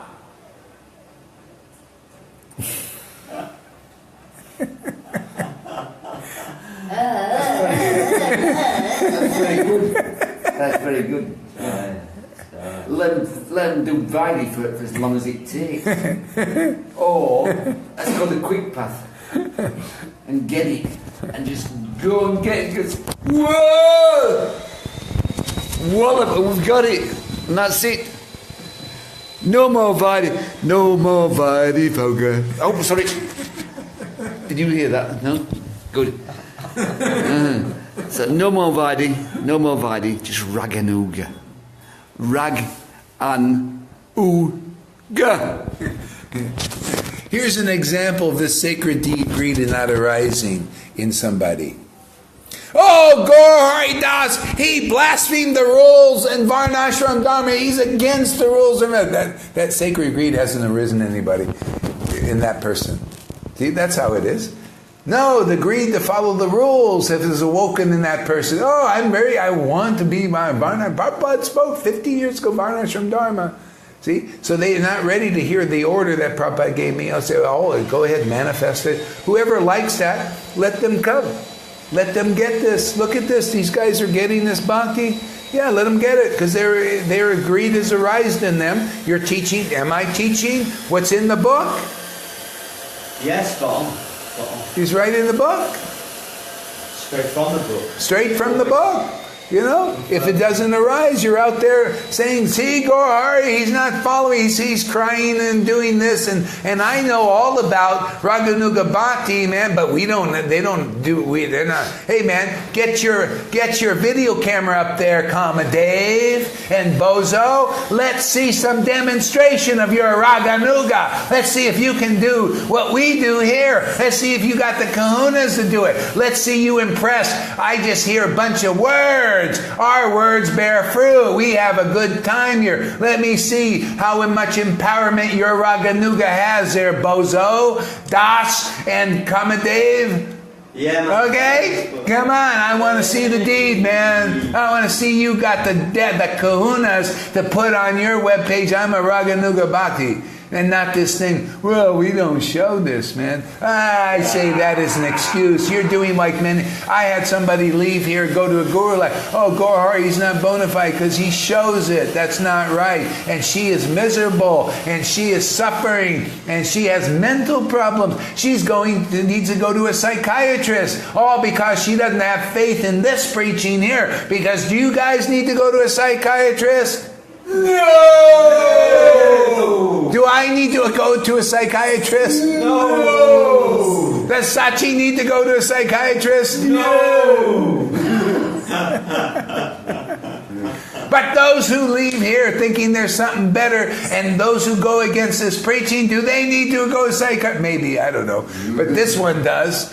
Hopefully she'll listen and come on board and get happy again. Bozo says, tears are flowing from transcendental boredom. Oh, this guy is qualified for Vaidhi. He's bored with this. Go give him, Prabhupada, give that guy more rules and just keep him occupied, man. You know, we'll be sitting at the feast table here. Okay. How can you be bored when you've been listening for 1 hour? That's a good question. How can you be bored? You know, how can you be bored if you listen to our whole conversation? I think you're lying to us. I think you secretly like this. You and Kamadev secretly like everything we're doing here. Yeah, you're called closet queens. You closet queens, man. That's what you are. He fits his name. Bozo. We're just having fun with Kamadev and Bozo. You know, it's a lot of fun here, you know. And you guys are helping, actually. You help us, you know, doing this. So keep on being. That's why I haven't taken you off. You know, if a person is like really not sincere, or Krishna says, throw them out, you know, because then they get thrown out. But you guys are okay right now. So, after hearing it, okay, read that, okay. So if such impetuses are there, then it cannot be justly called greed. See? So if you don't just feel, let me develop this, if you don't have faith in devotees that are preaching like this, then this greed will not arise until, if you listen long enough, it might. Krishna might be so happy with you that he shows you, because it's all, you know, it's like Sarvabhauma. The greed didn't arise in him right away. He met Lord Chaitanya. He liked Dorothy. This is kind of like Kamadev and Bozo. I know they like me. They wouldn't be here if they didn't. See? So he was kind of like that. And he was preaching against Lord. He said, hey, Lord Chaitanya, he's not this. What's the proof he's the Supreme Lord, you know? What's the proof Gaurahari is a real devotee, man, preaching right? What's the proof? They keep saying, what's the proof? What's the proof? Well, we thank you very much for asking. We keep providing the proof. We don't understand. Okay, we'll say more. And everybody else is listening, you know? That's called pastimes. Other people are listening and say, wow, that's amazing. Okay?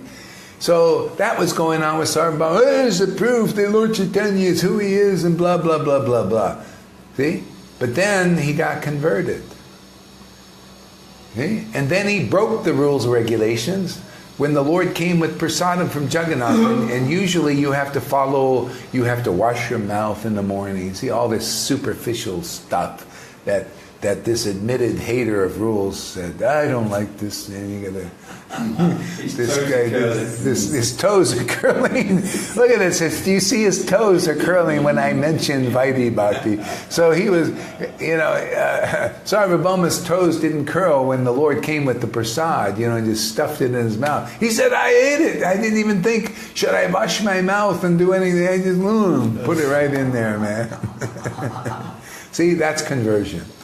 When you become like that, just stuff it in my mouth. I ain't going to think, well, is Gaurahari, is he speaking right or wrong? But boy, it's just quite a show here, man. I love it, man.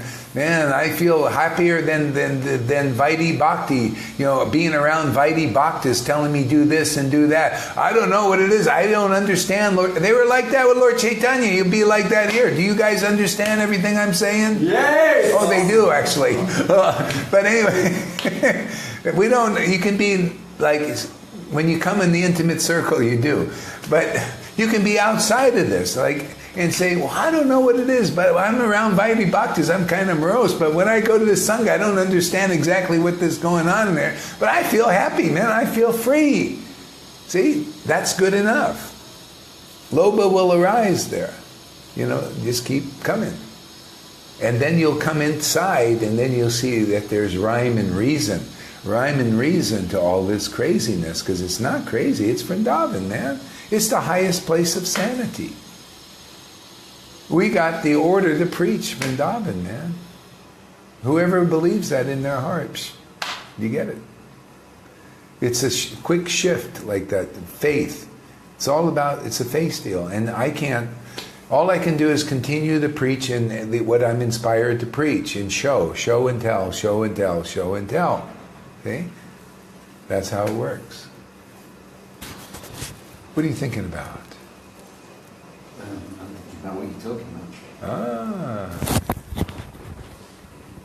He doesn't know what he's going to say. I just handed him the microphone. Let's see what comes out of his mouth. Hello. I don't know what I'm going to say, because I just get handed the microphone and I'm asked to speak. And so I'm just communicating with the Lord and asking him to tell me what to say. And what it is that this is stupid. This is really stupid what we're doing. In material life, we're getting up and we're going to work, and then we're working all day, and then we're coming home and we're going to bed, and then we're getting up and going to work and going to bed and getting up and going all the time. And at the end of this, we're getting 2 weeks holiday of the year, and we're getting on a plane and we're going to some far off eastern or western destination, and we're tipping our toes in the water and we're saying, oh, what a good time. And we're going back and starting working again. We're doing the same thing every day of our lives.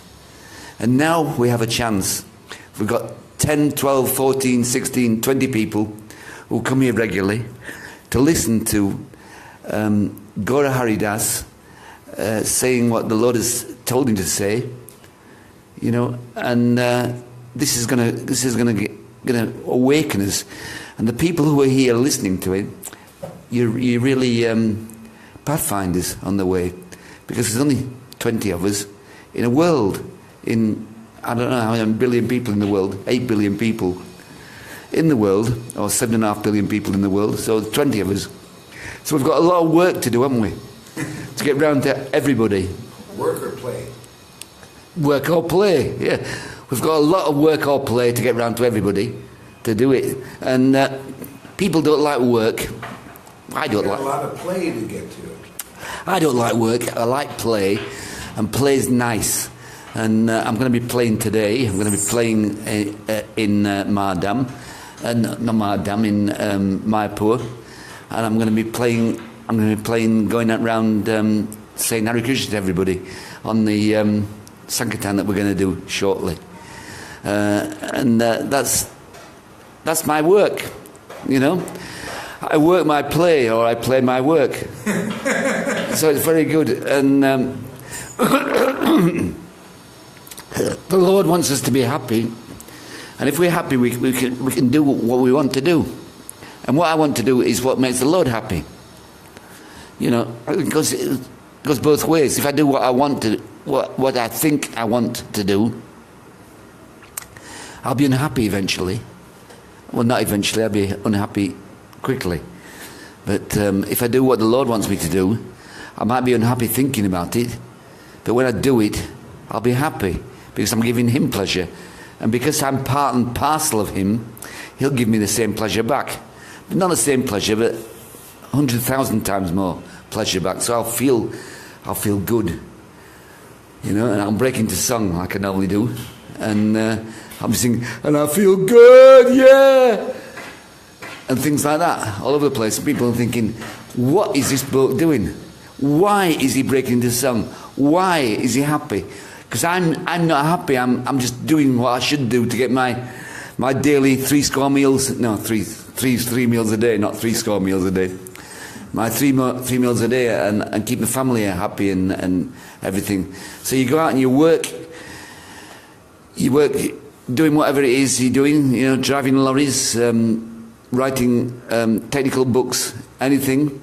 You know, because everything you do is as a result of the Lord giving you the special skills. So you haven't done anything yourself. All you're doing is cultivate them a little bit. And Gaurahari has cultivated Krishna consciousness in a very big way. So he's getting the lion's share of the greed that's there on offer.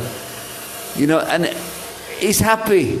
And so we've got a chance to be happy by cultivating some of this greed in Krishna consciousness, and getting this greed in Krishna consciousness makes us happy. It doesn't make us happy working. Because the person who built this building, it's a fine building by the way, built this building, is going to be thinking, what am I going to do now when he's built the building? I'm going to build another building, and then another building, and then another building. He's going to build Mayapur up, and he's going to build some other place up, and he's going to get plenty of money coming in. And what's he going to do with his money? He's going to sit and look at it, you know, invest it in other things, and it's going to. The same money makes the world go around, but it doesn't. It distorts what we should be doing, and what we should be doing is earning our living in an honest way, and not working all day. Because if you work all day, you don't have time to think. Now, if you have time to think, and you think properly about Krishna conscious subjects, you will become happy. You will become happy by getting a James Bond novel and reading that all day. You might be for a while, but not eventually. You get fed up of reading James Bond novels. But if you get a Krishna conscious book and you read, you've seen what Gaurahari does. He's got about 1,000 videos on YouTube. It says 257, but that's wrong. There's over 1,000 videos on YouTube, and it's coming up all the time, and every single one is different. I've looked at his original ones, and they're all different. They're all different all the way along, all the way till now, and they're still going different. They're still getting different, you know, because he's getting new realizations about everything.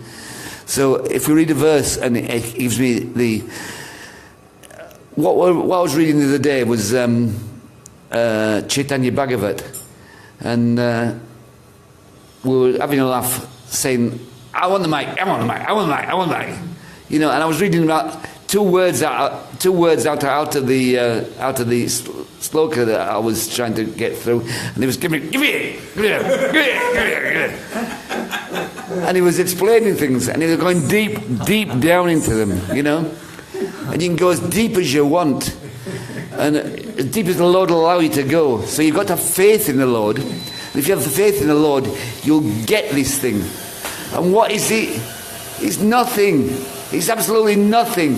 It's what we are born for, what we are made for. You know, we're in this body which is not the real body, but what is inside it is the real thing, and the real thing wants to know exactly what it can do. And if you do the proper thing, what you should be doing, the result is happiness. Let me ask somebody if he's happy. Are you happy doing this? I'm blissed out. I wake up every day happy. And are you happy all doing day this? long? Very happy. See? And there's just two people picked at random from the street. you know, who said they're very happy doing Krishna consciousness, which is very good. I've got another person I could ask, but you get a biased answer from him. Because he's a Raganuga Bhakti and a very, very high personality.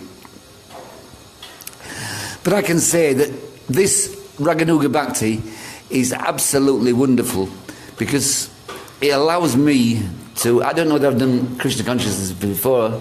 I probably have it some of the lives, and I've got what it's called. Ruchi Navita taste and things, and I'm getting this prem now, you know. So I've probably done it before, but Gaurahari's shown me that you don't need to do these things before, you know. All you need to do is to come here, and listen to Gaurahari. And listen with an open mind. And if you've got an open mind, you can do it. So, Bozo, if you get an open mind, you can come here. Oh, wait a second. Don't say anything bad about Bozo. I'm not going to say anything bad about it. Yes, Bozo says this, quote Bozo. Yes, I love his amazing grace, Gaurahari Das. And he didn't say Sahaja, because last time he said Sahaja, so maybe he's okay now. So, I was just about to condemn Bozo, but I'm not, because he's a good boy, is Bozo. Who's a good boy then, Bozo? Yeah. You see, I didn't have the full information before me, but now I have. I'm not condemning anybody, because anybody can do anything they want. And this is Raganuga Bhakti. You can do what you want as long So I'll just take the mic. as you love. They're fighting over the mic. As long as you love. Do what you want, is it? As long as you love Lord Krishna. You know, if you love Lord Krishna, anything you do is okay.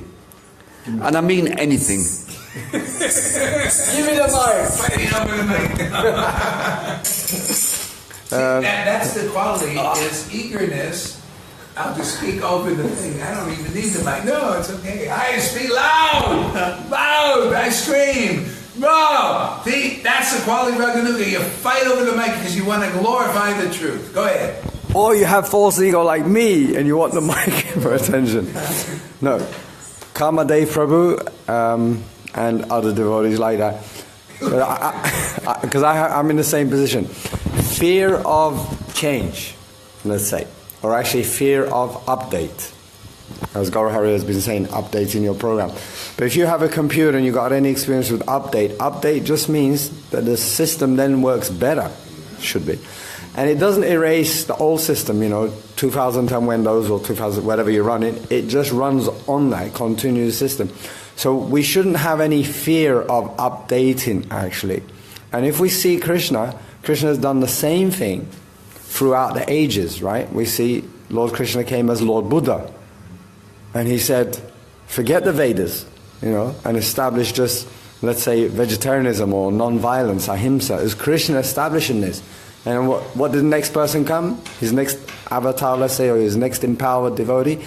Lord Shiva came as Shankaracharya and just said, forget Buddhism, get it out of the way, because they were ready, and here's the next installment. And then, I don't know all the people's names. I'm sorry to interrupt.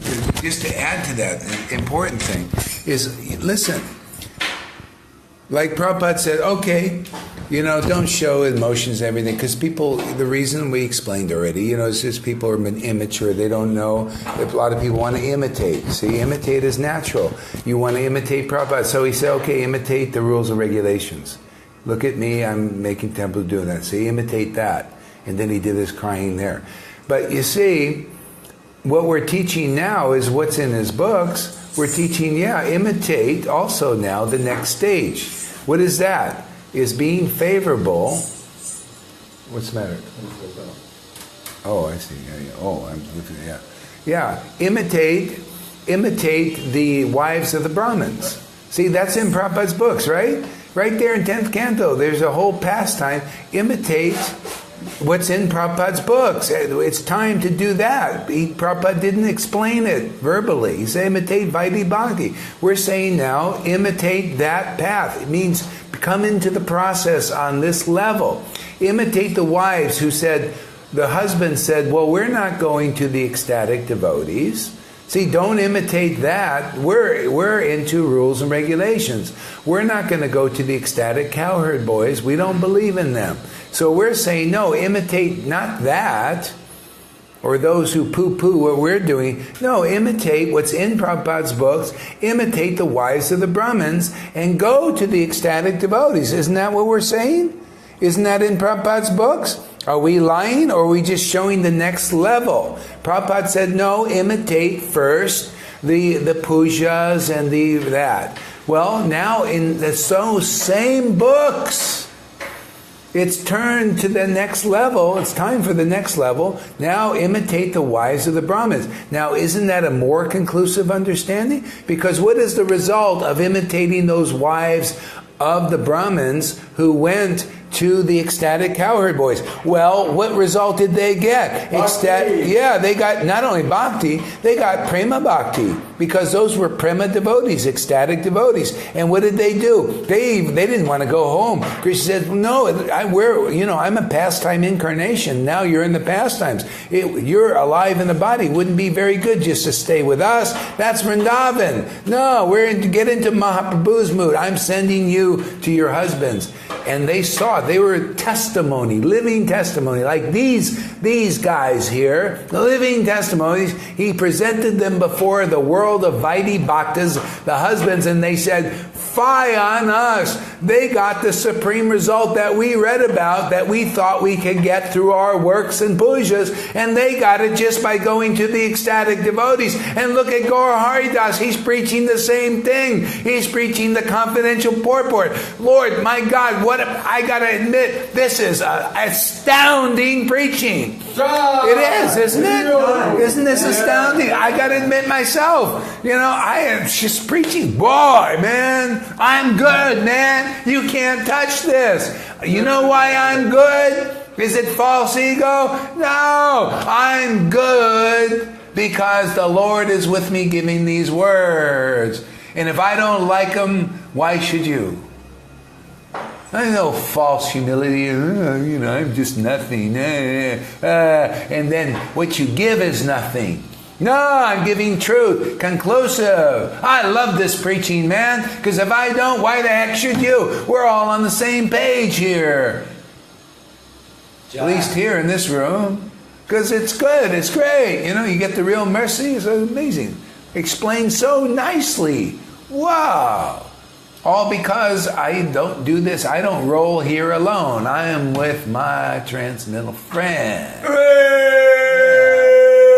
That's as far as I'm telling you where I am. Because that I can tell you. And anything more, you'll have to just figure it out. Because I'm telling you, you don't see this preaching just anywhere. This is spot on with Sastra. Gaurahari Das is just pointing out there. This is spot on with Sastra. But in Vaishnavism, testimonies are given. The wives went back to their husbands and they gave testimony. So testimony hasn't been given in Vaishnavism. We are at the cutting edge. I don't see anyone else giving testimonies. You can say this, that and that's out there, but unless you show it, it don't mean nothing. This is being shown for a purpose so that brothers and sisters out there around the globe can be inspired. Look at Bozo. He says absolutely astounding. We're convincing him. That's a miracle. But he said absolutely astounding because it's true. He said he was searching for a bona fide guru. He was admitted, and I said, don't worry. Prabhupada taught what we teach. Don't worry, the guru will find you. You're finding the guru, my friend. Because your heart is looking for the real thing. I know that. That's why I didn't send you away. Bozo, bozo, bozo, bozo, bozo, bozo, bozo, bozo, bozo, bozo, bozo, bozo, bozo, bozo, go bozo, go bozo. Okay, now go ahead. That's it. I think it's very apparent that people are not using the brains like Bozo is doing in the moment. Bozo is using his brain, he's seeing what Gaurahari's got to say, and he's using his brain because he's cogitating it all in his mind, and he's coming up with the right answer. And the right answer is what we all need. Nobody gets the right answer unless they listen to a qualified guru like Gaurahari. And that's what we need. His amazing grace. Sorry, His amazing grace. Srila Gaura Hari Das Avadut Das Prabhu. No, Prabhu. Saint. Yeah. So if you listen to the I'm not saying it again. if you listen to that, you know, if you listen to him, you will get it. You will get it. Like Bozo's got it, you will get it. And it's good. Because it'll stay with you for the rest of your life. I promise you that. Because it stayed with me for the rest of my life now. And I've only been here 8 months. Hand the microphone to Babyface. You know, Matilda says something here. Let me read what she says. I just came to class late, so I saw the beginning, and I see baby Balaram. Oh, beautiful baby's face. Oh. That's our Matilda. I love her. So, Haribol, dear Matilda. yeah. We'll be visiting you soon. Oh, really? Whoa, you got her on cap here. Turkey is not far from Belgium. Oh, yeah. And vice versa, of course. Is it? Okay. That's it. Yeah. So everything's got to fit, and that's the beauty of Krishna consciousness. It's progressive for those who are ready to progress, and those who aren't, to this point, they stay in the Vaidhi level as long as they're ready, you know, and then we're here. See, I'm just speaking a message. See, Vaidhi Bhaktas are preaching Vaidhi. They're speaking a message. Those who are needing that, the Lord sends them, inspires them. See, I'm seated in the heart, Lord says, Lord Krishna, in inspiring people to go this way, that way. If they want to worship the demigods in their heart, they have that quality, they go to the demigods. See? And so how do you know? Well, you know, the Vaidhi Bhaktas are expressing Varnashram Dharma, and Vaidhi have big signs out here in Mayapur. Oh, Varnashram Dharma community only. People say, wow, we're going to go there. He was like that. This guy, he was like, yeah, Varnashram Dharma, that's cows and all that. Now, somehow or other, he heard this message, and the cow herding went out the window.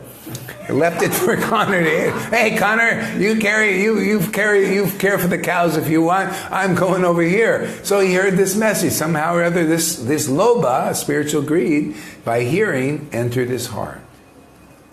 See, so this is the message. Just a message. There you have a message. We got our message. It's approved by the Lord, Chaitanya, coming through the parampara, headed by Prabhupada. And those who believe it, well, you can sit at the table with the feast with us if you want. You know, like some people say, you know, well, if this is what is it, Raghunuga Bhakti, well, that's an insane asylum. I don't want to be there. I want to be, you know, over here. Well, okay, go ahead, man. Do I consider this insane? I think this is great sanity. Do you think this is sane? Yeah. You know, it's fun. This is the real sanity. This is, you know, what are they doing in Vrindavan, man? Hey, I hate to break it to you, the birds and the bees, they're playing. It's all a big play. They're playing together. Cowherd birds, cowherd girls. They're passing their time in ecstasy. What are we doing? We're just passing our time in ecstasy. Playing. Well, that ain't fair. We ain't doing well. Get on the same page. Just if you start to like our preaching, then lobha awakens in your heart. I also want to be like that. Good. Transcendental greed. Like some people, you know, who was it? Yamuna said, you know, I just want Krishna in my heart. Is that material? No. That's right. You're getting that lobha. You're watching this stuff, man. That's wonderful. So if this preaching touches your heart, great. If not, something else will touch your heart, man. Well, or maybe it'll touch your mind. No, I think I should do that. And go, and then you'll be doing that. Krishna say, well, here's your qualification. Oh, it's good. You just brushed against Gaurahari Das's Sangha. Oh, I'm going to hold that precious treasure of that 1 second, millisecond of association with my greedy devotees. I'm going to hold that, and everything else is going to go out the window, but that's going to be for your benefit, and in some lifetime it's going to fructify. So you might be one of those. That's why anybody even coming here for 1 millisecond, coming here saying, "Bye, I hate this, I'm out of here." Oh boy, Krishna's holding that, man, for you. 1 millisecond. You got it, man.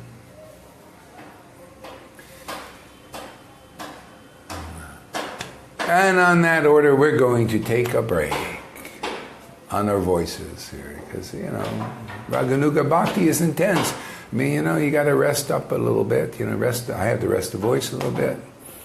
And then we'll come back for more fun and games at Gaurahari Das's Amazing Grace Place. Srila Gaurahari. No, Amazing Gaurahari Das's. Srila Gaurahari. One of these days we'll get it right. I don't know. It's hard to do. It's a big, long title,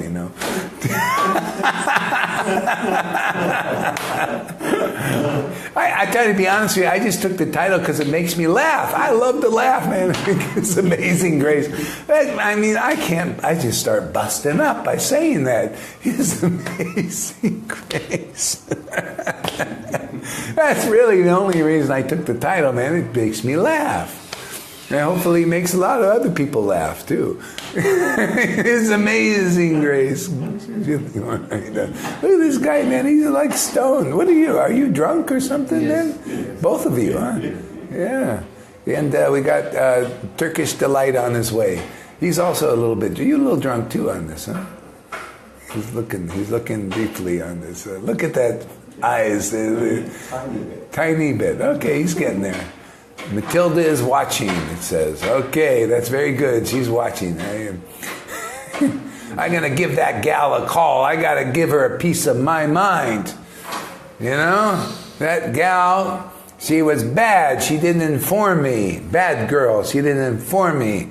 She didn't want to disturb me. I never get disturbed from those who glorify His amazing grace. Place. Here. Bozo, let's see what he has to say. Bozo says, Haribol Prabhus, I've enjoyed your teaching very much. Exclamation mark. Thank you very much. Thank you there, Bozo. That's great, man. Just give Bozo a hand. Haribol! Haribol! Haribol!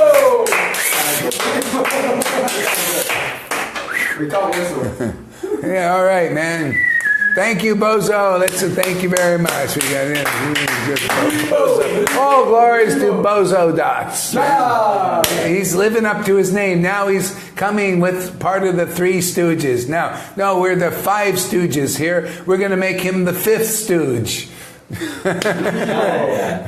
Yes, you'll be in the inner circle. And anybody else who wants to be, we'll make all kinds of stooges here. We're all stooges, man. We're all comedians. We're becoming more comedians. Krishna and his devotees are all in comedy, man. Yeah,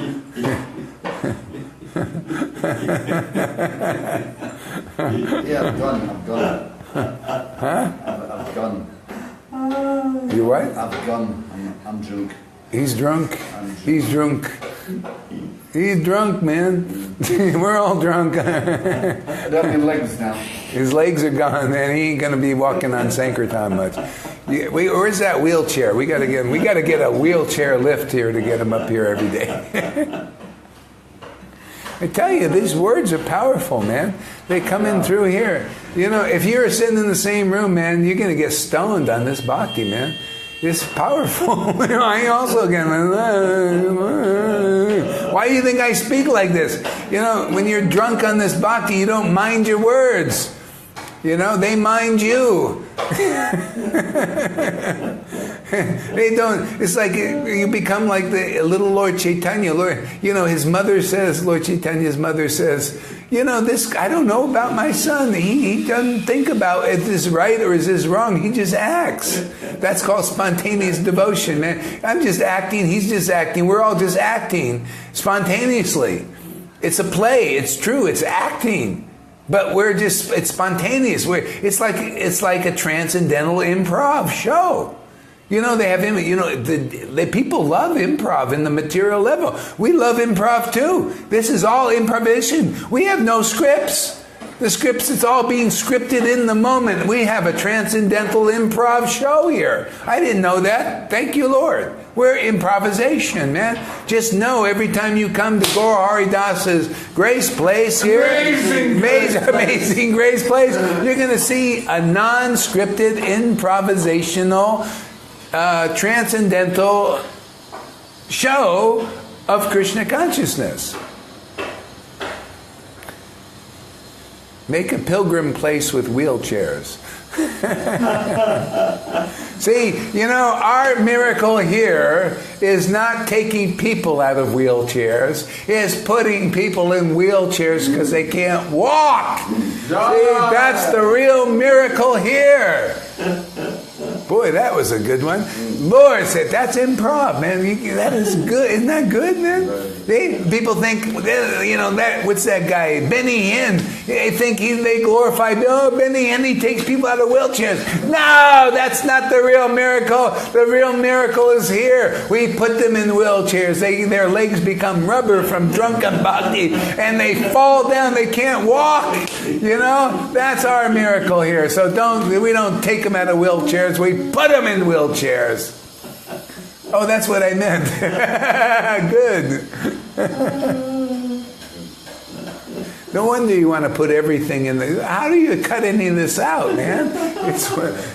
These all one-liner after one-liner. My God, is this so good, man? I got to admit, people, you can think I'm in false ego, but I love this stuff, man. I love improv. I love turning that camera on and seeing what comes out of this mouth. And those mouths, too. I just love handing the microphone to these guys, and I can enjoy and relish what comes out of their mouth, too. Amazing. Amazing grace we got here going. Okay, man. Okay, give a salute, man. These are our green berets here. You want to be a green beret of Krishna consciousness? Come here. We'll make you green beret. Okay? We'll be back shortly. Yeah, we got 7 people after so long, man. These guys are stay for hours. Janaki Das. How does Janaki Das? He must be getting something. Something. Oh, it just went. No, maybe he's still there. Yeah, there he is. Yeah, you know, can you imagine staying so long? Because it's interesting. That's why we're all here. It's interesting. Okay, I got to go. That's enough. Go home. Have a transcendental day, but we'll be back in an hour or two and some more juicy, spontaneous. We don't know what's going to go on. Let's see. Yeah. You like this? Is any loba growing out there? Well, it's gotten in Bozo. Bozo is saying, wow, man, maybe there is something to this here, man. You know, we're just dazzling everybody by playing, man, showing how crazy. That crazy Vrindavan isn't a bunch of nonsense. It's fun. It's enlightening. It's purifying. It's dazzling. It's amazing grace. Gotta go, man. Huh? It's intoxicating. It's intoxicating. It puts people in wheelchairs. It does all these amazing things you've never even heard about. Why? Because our Lord Chaitanya comes only once every 27 Divya Yugas to preach this stuff, and we're in revival. We're in revival. Revival, revival, revival, revival, revival, revival. We're in revival of the pastimes in the forest of Raj. Believe it or not, this is the forest of Vrindavan here. This is what you see go on there in Vrindavan, and soon you'll all see. Come to our amazing grace place where we will dazzle you. We will come and get the snake oil here. It makes you like, snaky, and like this, and moving around like that, and all that. We got the right snake oil here, man. Yeah. Okay, that's enough. Who's that guy? Abhiram had a whip called Jayamang. He would whip people, and they would get prema bhakti, and we got our whip here. What is our whip? Is the tongue, man. Our tongue goes,